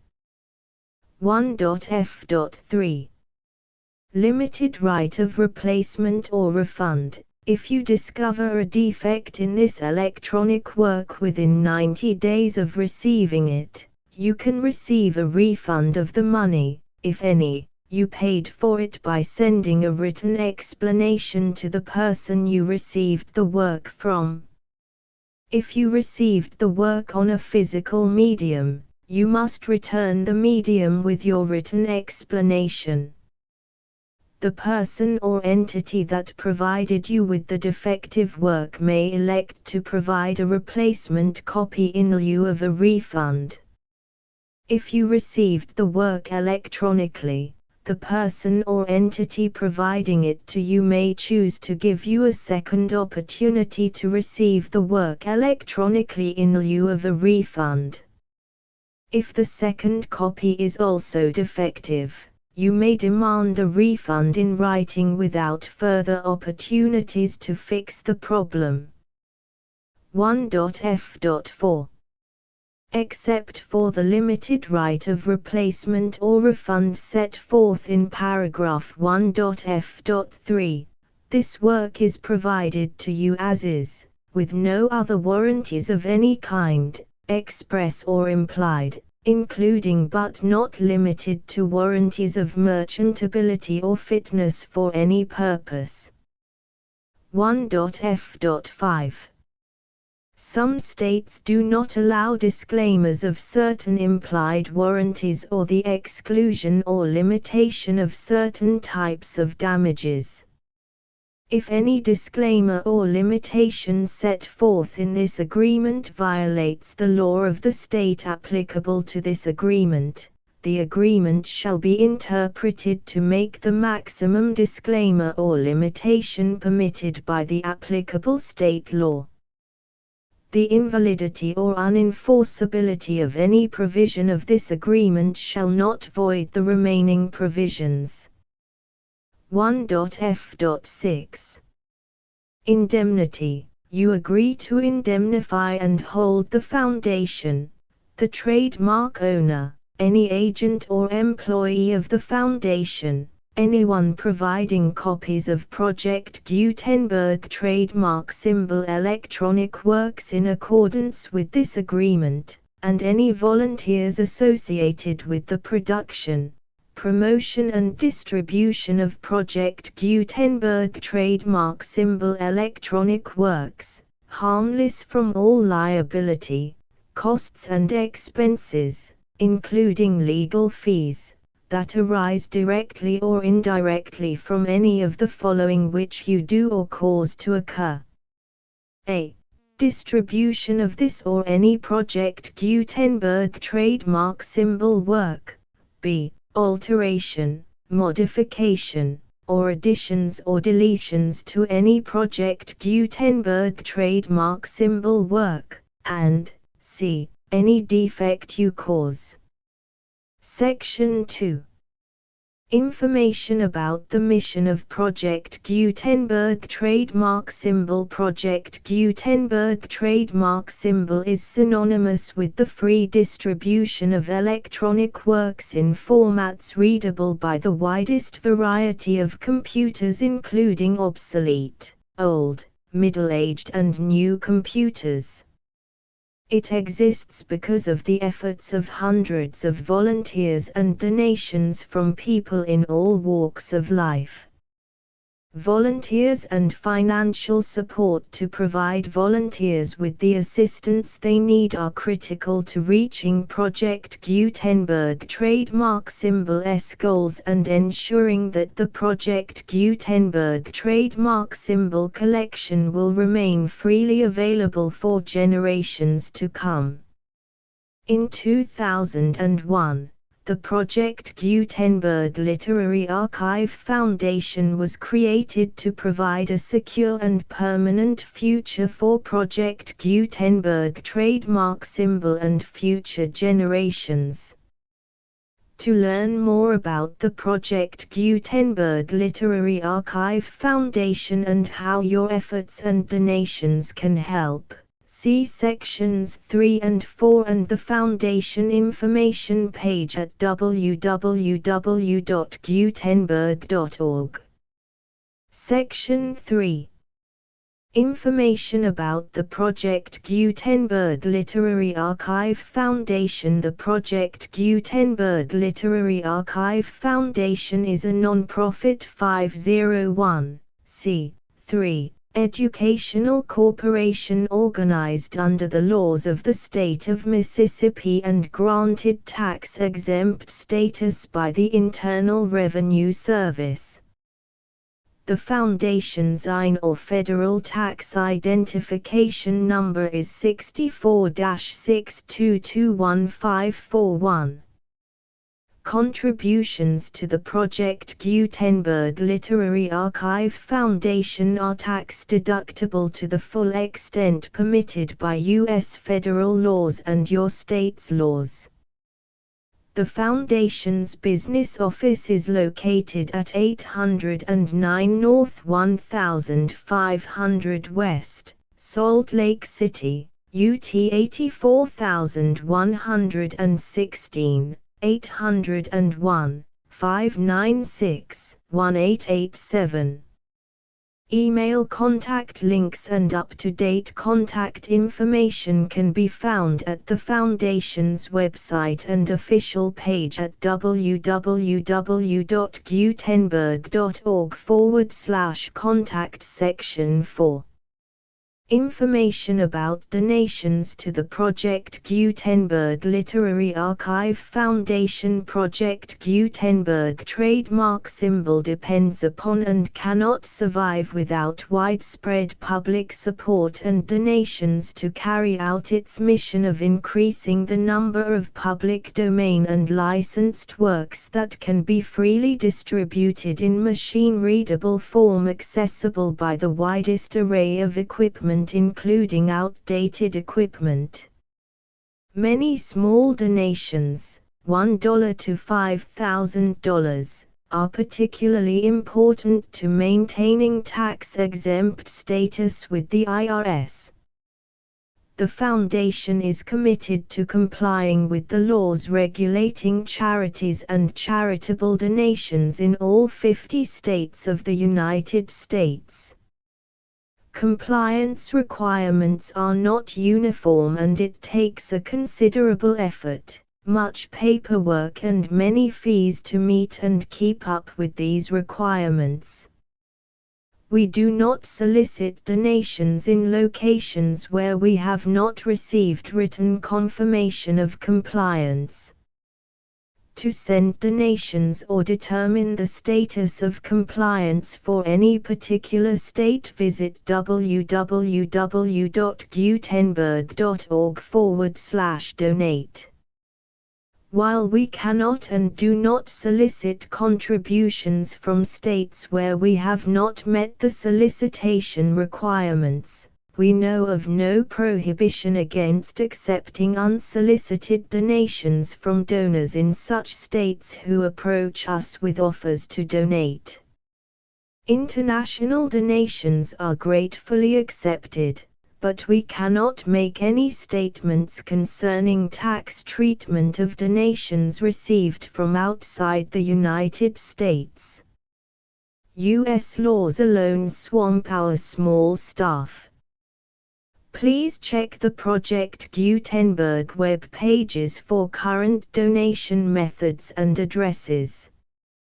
Donations are accepted in a number of other ways, including checks, online payments and credit card donations.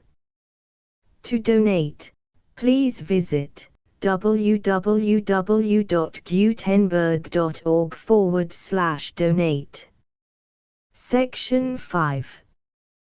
General information about Project Gutenberg trademark symbol electronic works. Professor Michael S. Hart was the originator of the Project Gutenberg trademark symbol concept of a library of electronic works that could be freely shared with anyone. For 40 years, he produced and distributed Project Gutenberg trademark symbol ebooks with only a loose network of volunteer support.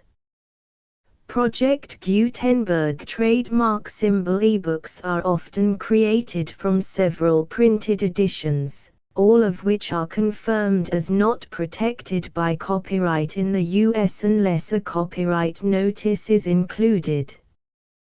Thus, we do not necessarily keep ebooks in compliance with any particular paper edition. Most people start at our website, which has the main PG search facility, www.gutenberg.org.